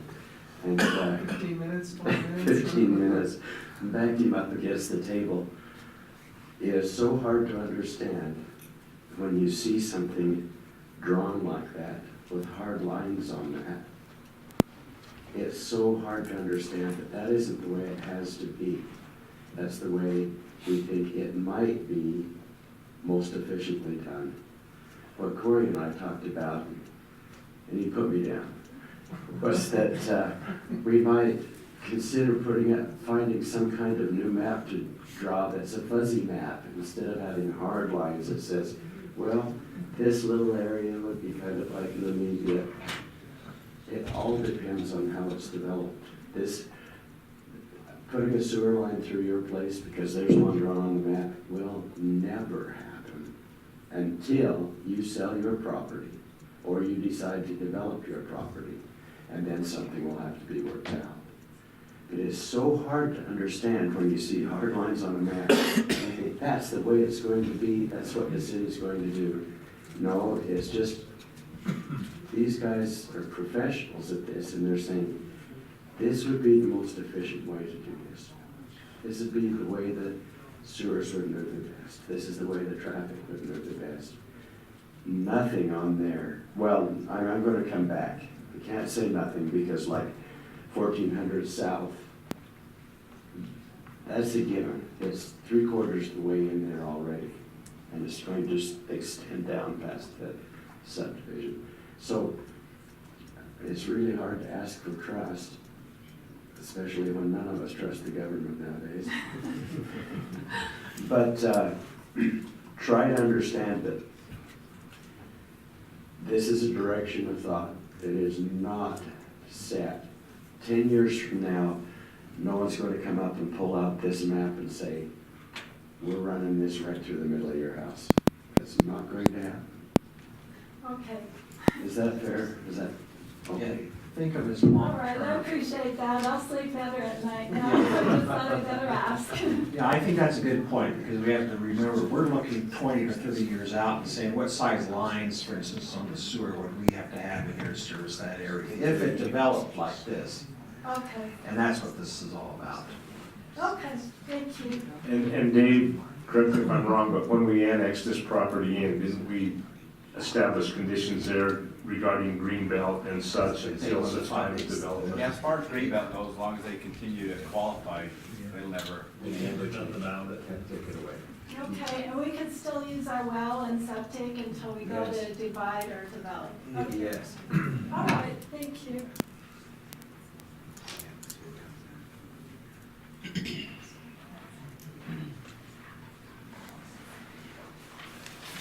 I'm Martin Larson. I own property all around the school district blue area on the west side and the south side. And I was a member of the steering committee, and so I attended those list of meetings he had up there. And I want to commend the planning, the engineering, the Horrocks, the Blue Line. You know, as we went through that, there was a lot of concerns. One concern was there was too much green space. So one thing I'd like to compliment, and what I think I would hate to be thrown away or changed or not taken seriously, is they listened to us, some of us, most of us. But not 100%, because I didn't get everything I wanted. I still want something better for me. But for everybody, I think this is the best plan. So they changed green space when there was a landowner that was a bit worried about the amount of green space. Another landowner, me, was worried about too many curved roads and you couldn't develop as well. You know what? They listened to us. They changed that. They helped us out. As far as roads, they listened to us. I really would like to commend them, talking to Highland Canal, seeing where the irrigation lines, where the pressure is. And the density, some, a lot, bought 5 acres out there, by golly, that's what they bought, and they wanted to stay there forever and so forth, but their neighbors across the street might maybe want to do something. I think they did extremely well at balancing that. You know, I guess you guys as a town council, you only have somebody come up here when they don't like something you did, when they said you did that wrong.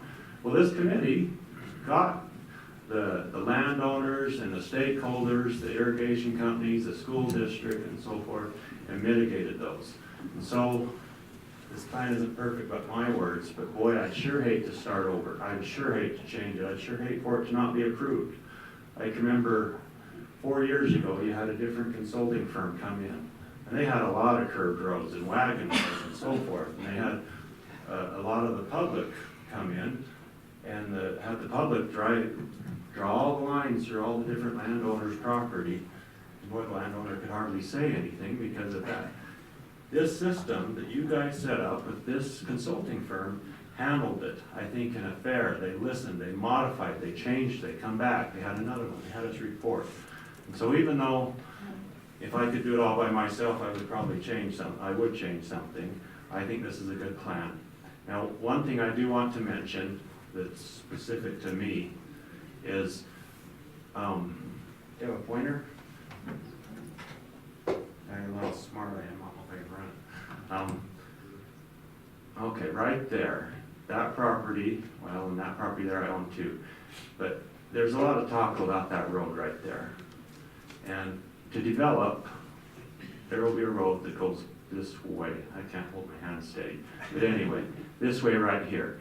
If you change or move that road further that way, you will have a long line. Right now, about 8 homes can go in right there. You start moving that, and you have an extraordinary amount of homes that would have to go before you have a break running it that way or that way, because you have an L shape there, and it comes back around. So when you consider that, if development is to occur there, if you change that road, you would have to say, hey, we're going to have a long line of homes before there's a break.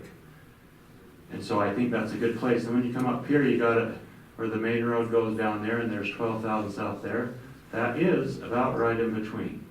And then also where that road is, you have enough for 1 row of houses there, and then there's another road with a road on the other side. In the future, I got to remember what Kim Hancock says. This is a 20-year plan. You know, down the road, and it can change. Right here, close, it'll change sooner than later. And so I think the closer you are to town, the more ironclad it is, the more specific you have to be. And it is only fair to the property owners close that they know kind of what's going to happen, not what might happen or perhaps happen. So I think in some instances you need to make some specific absolutes, you know, when you're that close to town, because it's not too far off. Actually, it might be January or next, you know, when somebody decides to develop right there close. And so anyway, I think that is very wise to have that, where you have a row, you could have a row of homes on the other side, or the person could stay there and have a row of homes never. But the person on this side needs to know where to stop the road. And if you want to allow 15 homes in a row without a break, then that would be the decision you might be making when you approve this plan. And so that's all I have to say is I give it, I don't think it's perfect, but by golly, I think it's really, really good, and I'm amazed at your staff. Jill Spencer was in those meetings, and Travis, and the input they gave. I am amazed at how well it came out. I think it's an excellent job, and I commend them, and would urge you to accept their years and years of expertise working for this city to know what's best for the whole. And that's all I have. Thanks, Marty.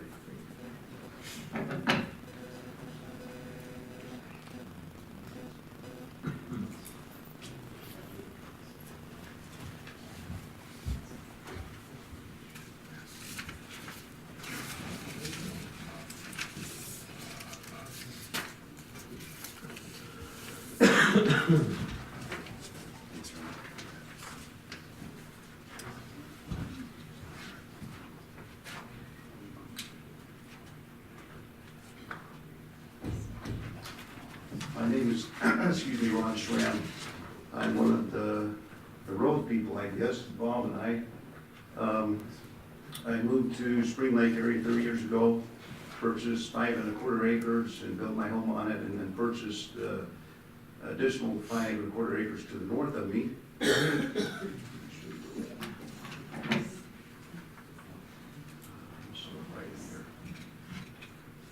The reason I did that was to protect my quality of life and to provide me with some privacy.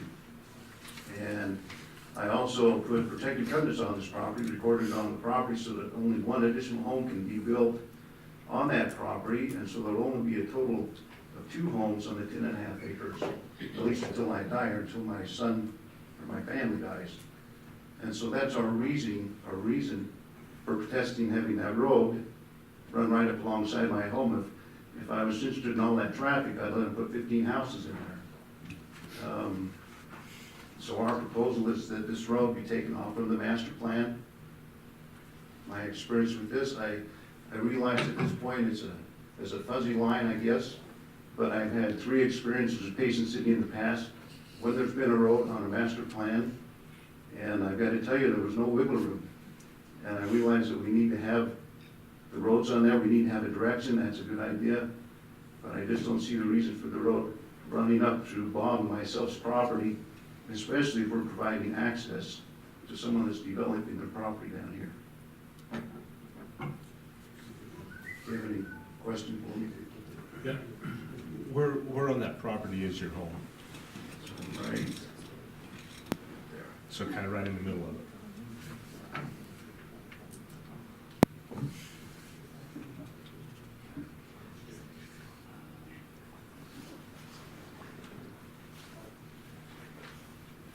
If it's just a fuzzy line on the map, then I see no reason to take it off. If Bob decides to sell his property and he wants to put the road in there, then let's go ahead and put it in at that point. But it's pretty tough to take it off there. It's been my experience once it's on there.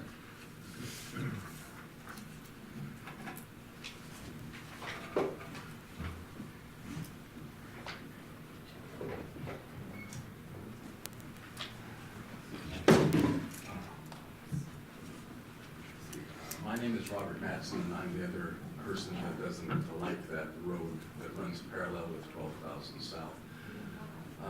I enter my property at 12,000 South.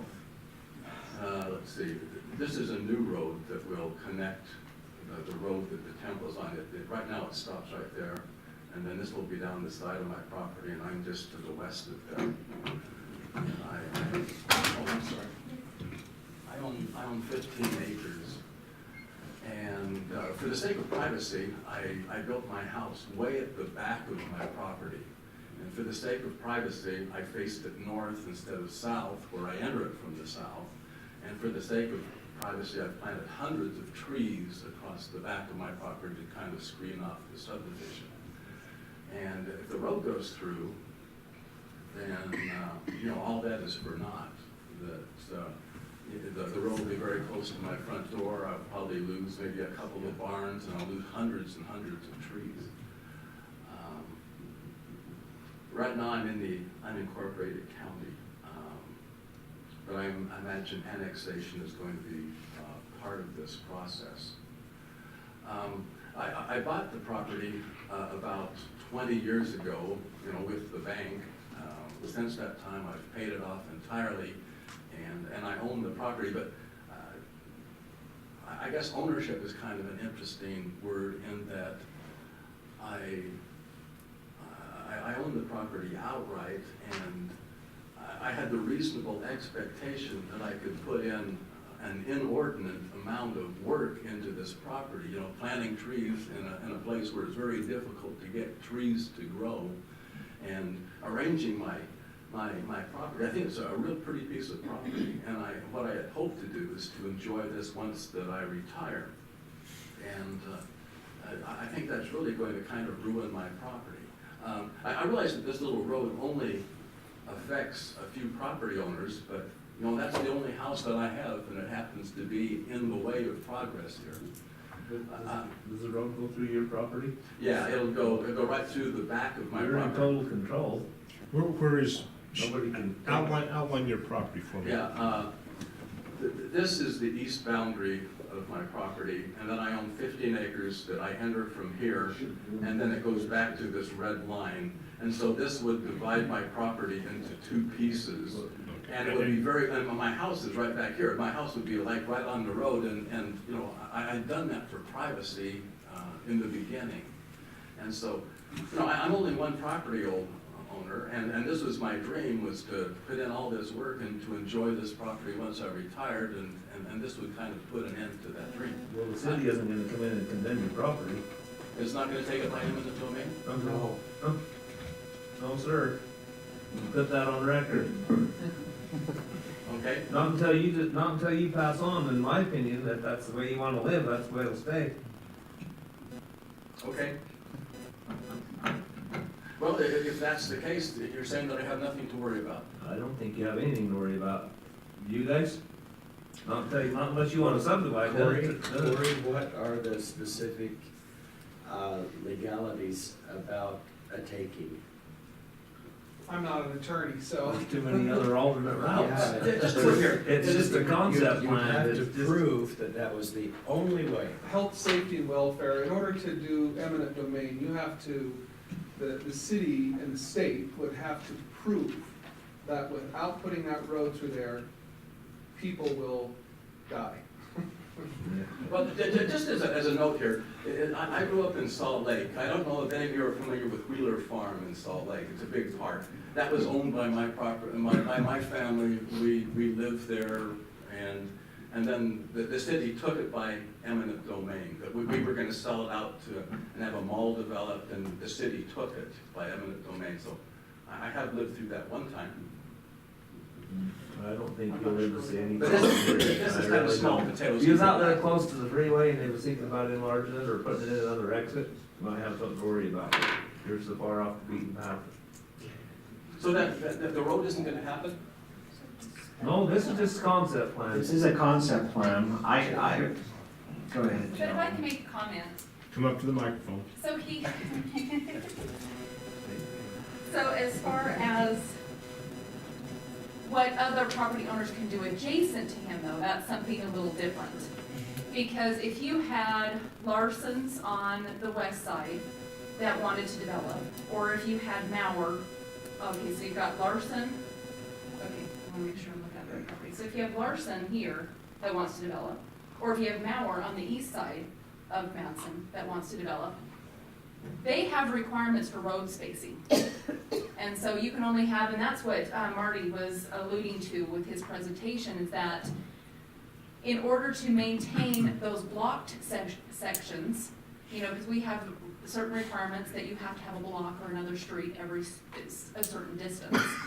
And so there may be roads that are stubbed to Larson's property line or Mauer's property line into Madison. But yes, they will not continue through Madison until he chooses to develop his property, sell his property, whatever it may be. But for the sake of making sure that development is laid out in a proper way and that you have ample access when all properties are developed, there may be roads that are stubbed in. And so Larson could have a series of homes here, but we don't want to have 50 homes with no connectivity to the Madison property. So as part of the development process, you know, we would definitely be meeting with Mr. Madsen to say, okay, maybe the best location isn't where the road is here now, to have that road stubbed in. He may prefer that it be further south. You know, that's something that we look at through the development proposal, but as far as aligning roads, and just for the sake of being upfront with Mr. Madsen on that issue, is that there could be roads stubbed into his property, but they wouldn't. Up to his property, but they would not traverse his property until his property was developed. Right. Because he may have neighbors that do want to develop, and they have to meet those regulations. Okay. I don't know if that adds more questions, or. Well, just one quick question. Is that a couple of children that are interested in maybe building onto my property? I guess that would mean a subdivision. That would mean a development of that property. And then I might be forced at that point to have that road in. So this would preclude me of being able to offer land to my children. For them to Unless you're in the build on my county, well, unless you're in the county right now, You are in the county. I'm in the county still. and you have to have 5¼ acre lots to, and so much frontage, right, Jim? Yes, and so he'd have to meet the zoning regulations of Utah County. Mhm. You know, if that property was annexed into the city, Then it could be a small lot. yes, it could be a small lot. Or it could be a large lot. I mean, if you still wanted to keep those larger lots, I mean, of course, we're gonna have a minimum requirement of, you know, whatever that density may be. If you choose to have larger lots and want them in as shown on here, that's. But, so you think that, well, if I were to have my children come in, that would complicate things considerably, that would be considered development of my property, right? Potentially, depending on where you wanted to subdivide it and how you wanted to subdivide it, you would need to look at it at that point and say, you know what, my kids want to enter from 12,000, not from this new road that might go through the Larson property. They actually want to live at the other end. I would say at that point, that road at the north would have no impact on you still. You could keep that, but if they wanted to develop at that north end, they are going to need public access Yeah. onto a road, and so fire can serve it, and they can have their garbage picked up or whatever. Well, there is that new road, you know, to the east of my property, that is going through, if they were Yeah, to build it's on that 930. road. The little curve. The north-south So this one. one here. And so they could potentially access off of that if you wanted your children to come pick up a piece there. If you're still in the county, I guess it has to meet certain frontages, and it has to be a minimum of 5 acres or whatever. Well, I've taken up too much time already, but, Good questions, though. So that they could maybe build on my property without me, having a development and then maybe forcing the road through my property, that east-west road that I don't want. Depending on where they want to build, correct. Okay.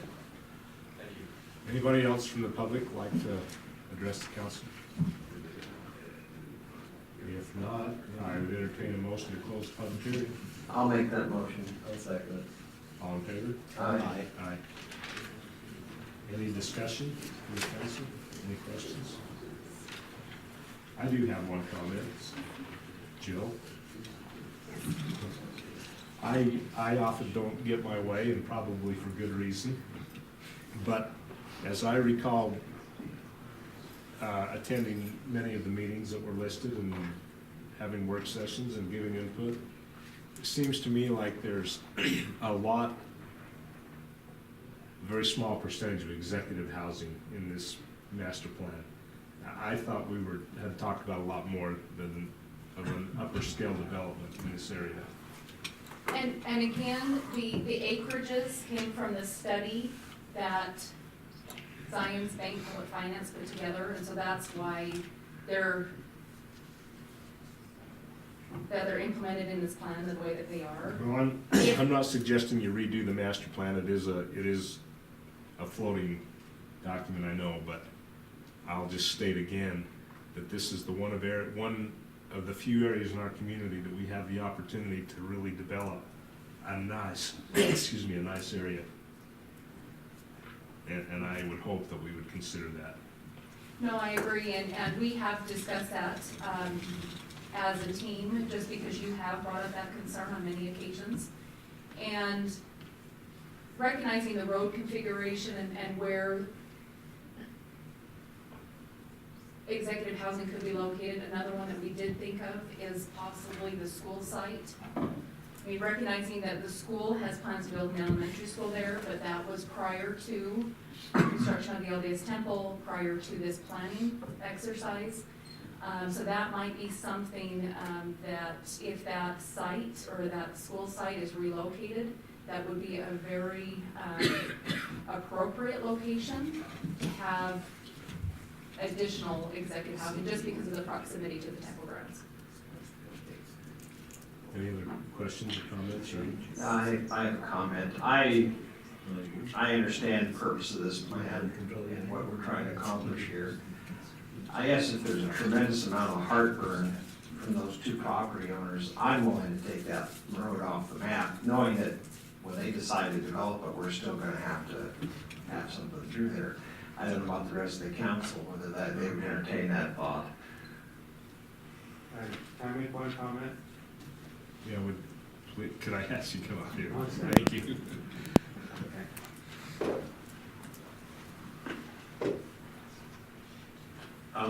only thing I would have you consider if you go that direction, that possibly in January, somebody could apply to develop that, and they would need a hard, fast rule where you want those roads stubbed, because you can't have, I don't know what the limit is, more than 8 or whatever. 15. So if you're willing to say, hey, we'll allow more than 15 or whatever it takes, because the property adjacent might be doing something, I think that would be fine. But you cannot have the road not stubbed, but not allow the other person to live those rules. So long as you handle both, I'm not saying we're just gonna put off this decision, because put off the decision, I think maybe it'll be a new council, and maybe you'll get out of it a hard, tough decision, but I think it's rather close.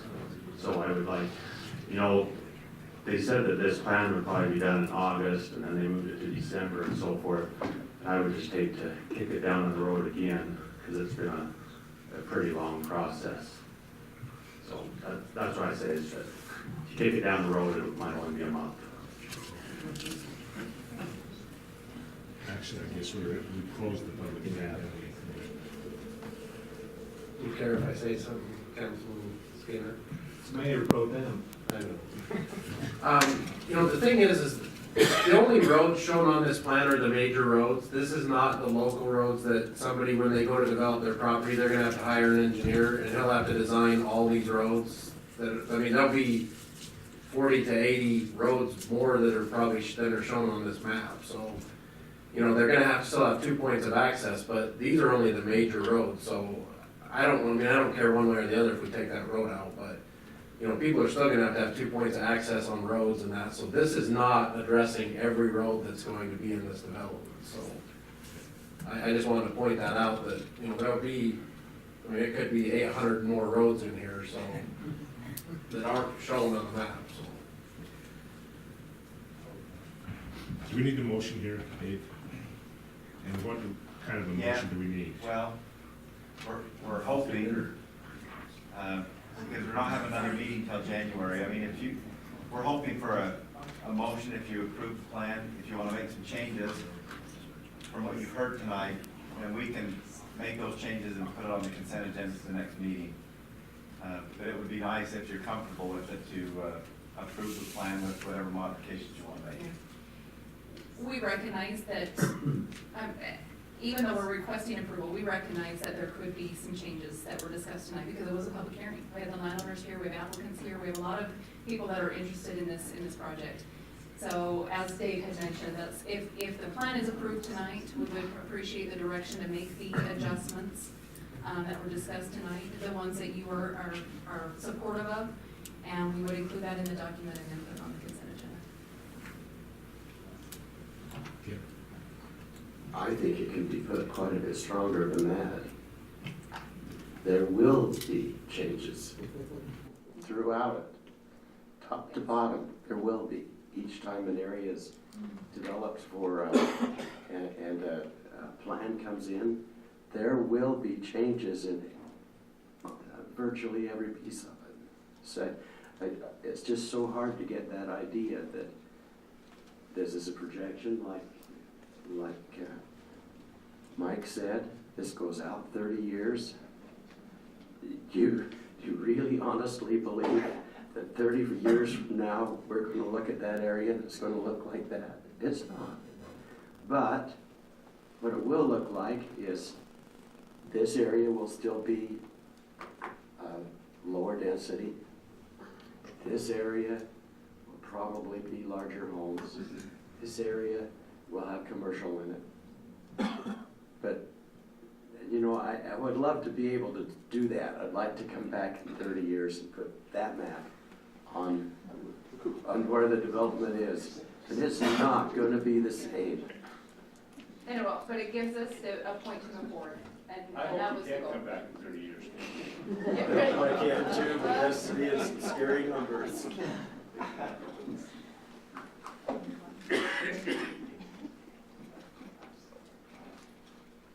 Is anybody ready to make a motion?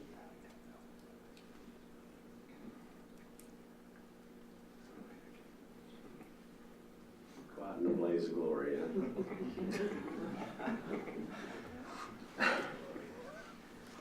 Finding that this is a proposed plan for development over the next 30 years, I would move that we approve this development as the first step of what we hope will happen out there. And I'm leaving the changes off, Mike. So you wouldn't consider that? That's where I would make the motion. I guess I have more faith in us than maybe some other people do. That would be my motion. Well, you know, and a little more discussion, if you want, if you're worried about what's gonna be built next to you, buy the ground and you're in control. That's my motion. I'll second it. So we have a motion and a second. Do you have a motion, Amanda? Yes. Is there any discussion? It's just a document on a piece of paper, it's not set in stone. All in favor? Aye. Any opposed? Nay. Got that? So, yeah, who voted? Did you vote? Yes. Okay. Okay. The next item on the agenda is the public hearing for the Wiggle annexation. Thank you everyone for coming, appreciate it. Do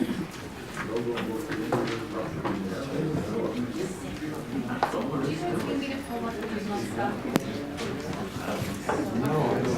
Okay, and I'm not gonna pull it up. But it is a public hearing, so we'll still have to go through the formalities. Ken? I'm recusing myself from this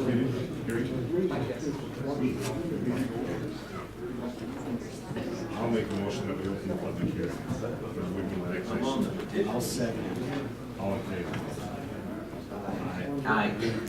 Councilman Phillips has excused himself from the discussion. Does he need to? I don't think. Since it's an annexation. He doesn't have to.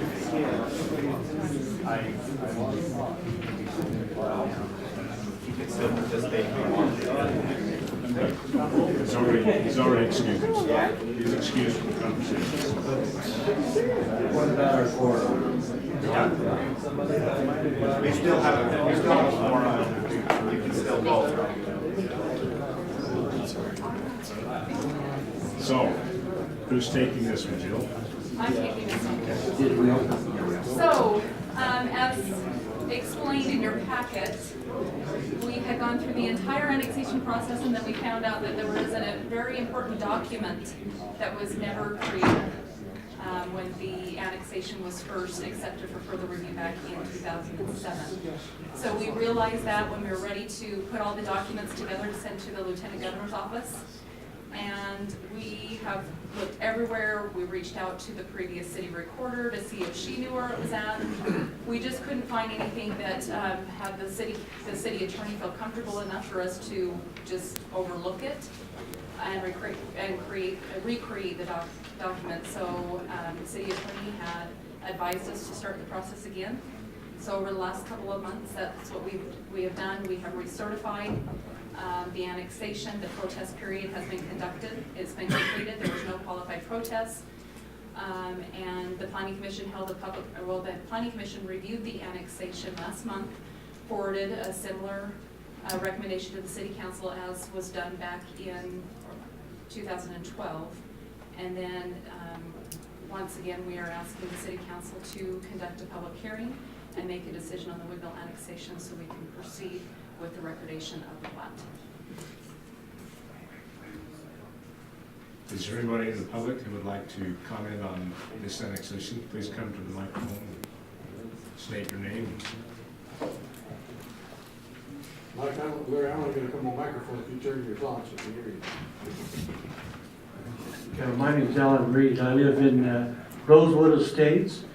On your map here, it shows Robbins Estates.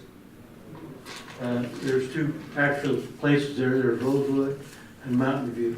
Rosewood abuts with this map that was sent out. The question I have is what advantage to the city is it to annex this as property to start with?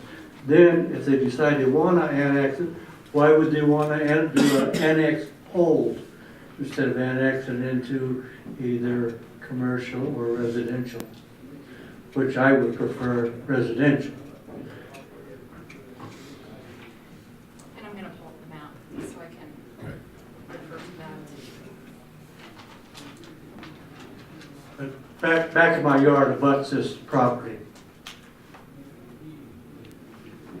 Yeah, it looks about like that too, pretty clear. No snow out there. Oh,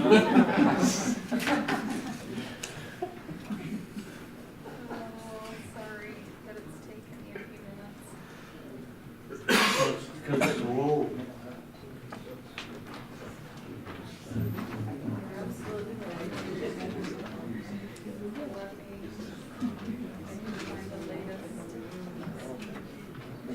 And on here they have Robbins Retirement Communities, and it's not Robbins Retirement Communities, it's Rosewood Estate and Mountain View Estate.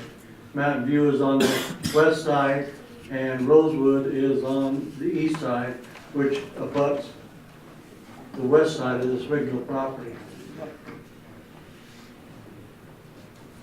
And there's enough commercial across the street, we don't need it on our side too. And on the other side of this property, there's also residential property there. And there's also that health home there, I don't know exactly what you call it, health center there.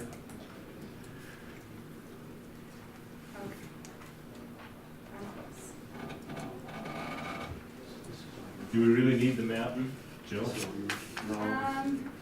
Let you know where it's at. I think we know where it's Probably at. not, but I've got it right here now, so. Alan, the official name is Robbins Rosewood Estates. Okay, well, on our thing out there, it just says Rosewood Estates. Okay. And then on the other side, it says Mountain View Estates. And that would be on the very left side of that particular map right there. And the line that runs, there would be north-south there, and it kind of kitty corners off to the corner. There you go, right there. My house is right in there, in that section. I don't know where yours look like. Right along there is where my house abuts to that property. And personally, I don't want no commercial property there. Right now, it's an open field, it's fine with me right now. I don't see why they can't just, why they need to zone it. And what's the advantage to the city? And why, if you did zone it, why would you want to do a hold zoning? I guess the first thing I was going to do is request Jill to explain to us how an annexation comes about.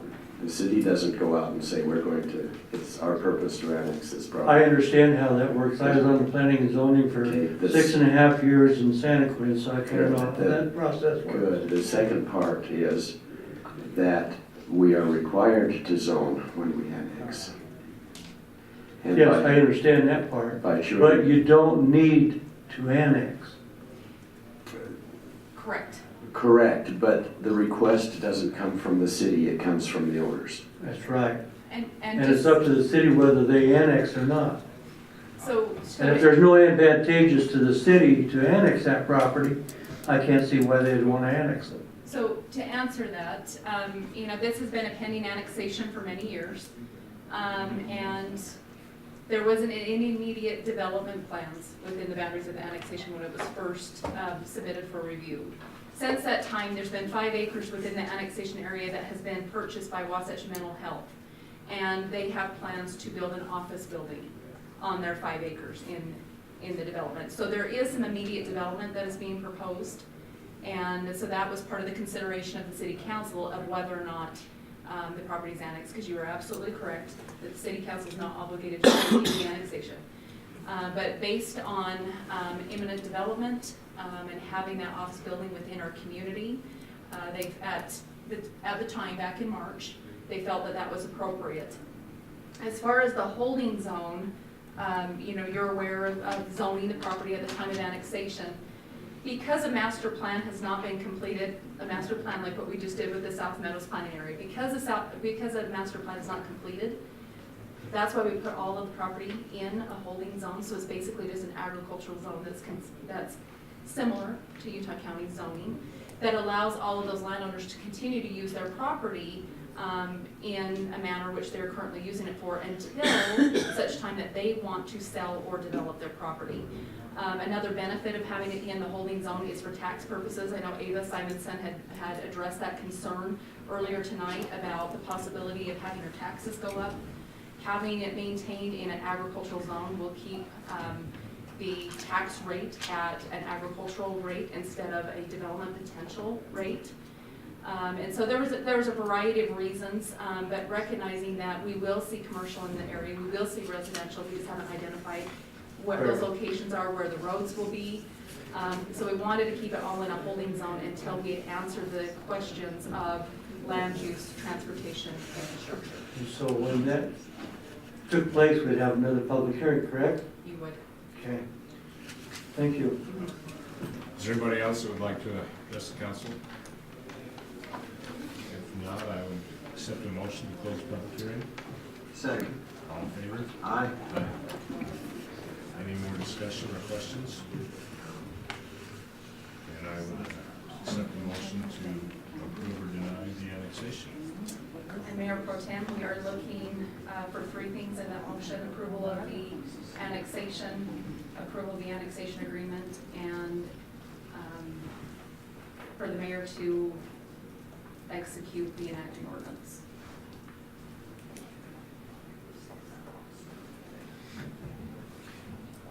Do you want to do it, Kim? No, I've talked too much. Well, then, Mayor Pro Tem, I would make the motion that we approve the annexation of the Wignall annexation and approve the annexation agreement and authorize the mayor to sign. Have a motion? I'll second.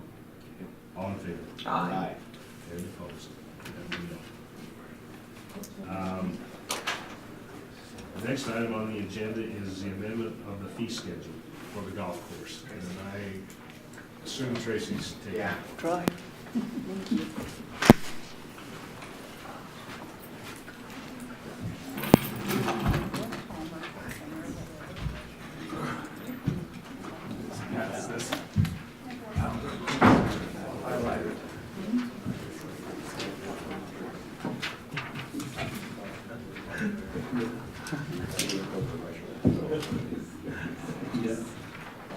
So, Mayor Pro Tem and Council, it's the time of year where we review golf course rates.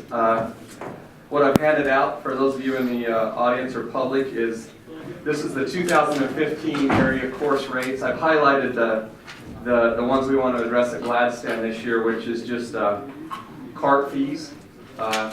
Everything else. Now, having said this, before we get into this, I've spoken with Ryan Reese at Spanish Oaks, and also East Bay right now is currently in the process of hiring a new golf professional. But the interim golf professional, I've spoken with him, and if we make a change, we all want to go in together. So I kind of want an asterisk on this, that if Spanish doesn't, and or East Bay, especially Spanish Fork with us, if they decide not to increase their carts, then we wouldn't. So we kind of both do it together. It's been 4 years since we've had any increase at the golf course in any capacity. So I guess with the proposed, looking at these numbers, we are lower than every other golf course. And I want you to also realize that some of these other golf courses could move up again this year. A lot of them haven't decided. So I guess what we're looking for is a conversation on moving our cart fees up $1 per nine, and our trail fees up, which would still be lower than the other golf courses. And I see Mr. Huff here, so he'll probably get up here since he's a trail feeder. And along with this, I wanted to address another thing that I spoke with Dave and some of you about, is the private carts. Our proposal with Spanish Fork and other, the trend is to not allow private carts. Don't shoot me yet. But what I would propose is, after this full next season, we would grandfather anyone who has a season pass, like Mr. Huff, who's had a season pass and has a private cart and has always been a great supporter, we would allow him to continue to have his golf cart on our golf course as long as he wants. Or so after a full season of letting anyone know, then we would stop allowing new private carts to come on our golf course. I'm not against private carts. There just has to be a balance between everyone bringing their own cart and us. And the trend is, as you can see on the paper, us, Spanish Fork, and East Bay currently are the only ones that allow private carts on their golf course in the valley. There's some, I know that Price and Delta does, but like Richfield, some of them just don't allow private carts.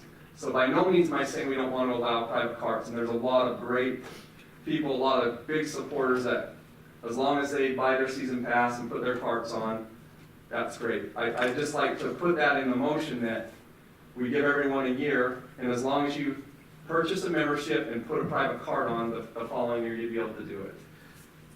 Go ahead. I don't disagree with what you're saying there at all. I guess my question would be, can we do that? Can we allow some to bring a private cart even though it's in a grandfather clause and some not to? Again, I'm not an attorney, but I've checked with other golf courses. East Bay has grandfathered, sure. Okay. I believe, How do they keep track? Can we do that? Grandfather? I haven't looked at that, but I think you could. I know other facilities have done that, and I don't want to, people that have the private carts, this isn't what it's about. It's about other people moving in and bringing private carts and just people coming from other golf courses. How do you track that, Tracy? I mean, Our POS, our point of sale system, every time, Mr. Huff, I'm using you because you're here, Ross comes in, he has a season pass, we click Ross Huff in there and all his bio comes up. It's easily trackable on our point of sale when we check them in. Literally, all of our members, we know, so I don't know of one person that bought a pass to our golf course that I don't know personally. So, Can you pay a reservation fee for a future golf? Larry walks. Here's a walker saying this, but yeah, you can buy your membership like you normally do, and you can put a private card on once, and then you're good. Okay. And Ross will let you use his card. There it is. So again, it's not for local golf. It's not about that. It's about controlling what's to happen, and where we address the maybe raising the cart fees to get us in line with the other golf courses.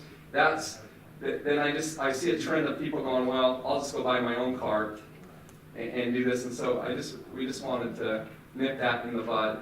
Along with the motion, I would like maybe a little leeway, rather than come to council every time we want to do a promotion.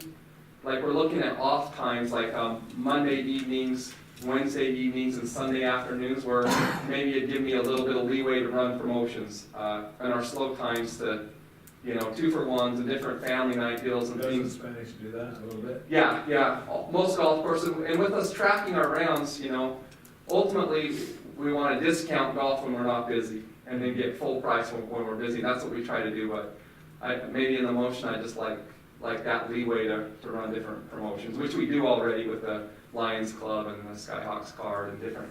I might put that in the fee schedule. Give some leeway there. Are there, again, this would be kind of an all-in or none of us go, but are there any questions? But what about the golf cart thing? That's probably, you're still gonna do that, aren't you? The golf cart? Regulate them. Yeah. The people you pay trophy. could be the in or out. Yeah, and what raising the carts would affect on here that I've highlighted, you can see our cost of carts. It would affect a punch card also, which our punch cards are designed on all aspects to give you a 20% discount. So if someone comes in and buys a punch card, it gives them 20% off regular price. So it would reflect in the punch card a combination pass, which gives you green fees and the cart. So anything to do with the cart or a trail fee, or a punch card for a trail fee. Mayor Pro Tem, I make a motion that we approve the amendment to the fee schedule for the golf course and allow Tracy to use the promotion as he sees fit. I'll second it with the asterisk you request. Yeah. About matching the other courses. Yes. Again, we're way more worried about, not worried, but Spanish Oaks. I guess is Yeah, the Spanish Oaks and us. East Bay is kind of a different clientele, but speaking to their interim heat, as soon as they get this handled, I think they're gonna move up also, so. We have a motion and a second. All in favor? Aye. Any opposed?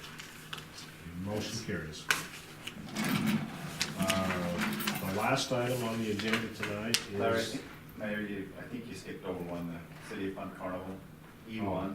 I probably did skip it. Where is that? E1. It's the E1. Oh, okay. Do we need a discussion on that? You're gonna discuss that with us? We don't, well, if you want some discussion on it, but the contract expired after our last onion days, and we're proposing to renew with the City of Fun Carnival for the next 5 years. We did update the dates and put in some, we upped the minimum amount they have to pay. Right. It also needs to update the signatories, because it's got Jeanette on it. Oh, okay. Update what? I'm sorry, Ken? The signatories. Oh.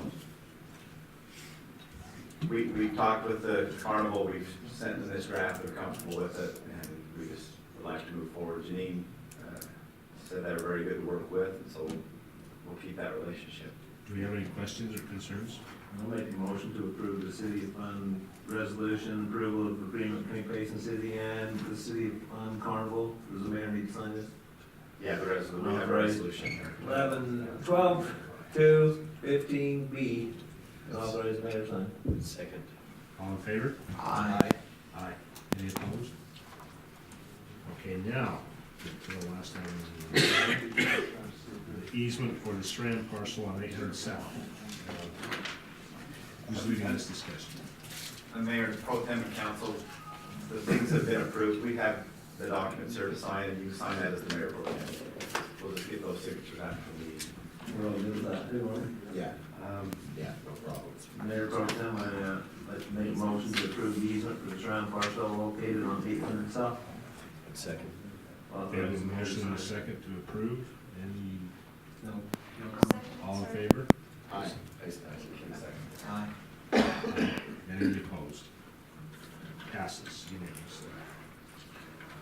Do we have anything else we need to do other than accept the motion for adjournment? Motion we had over that choke wood there for him, so we can wrap it up.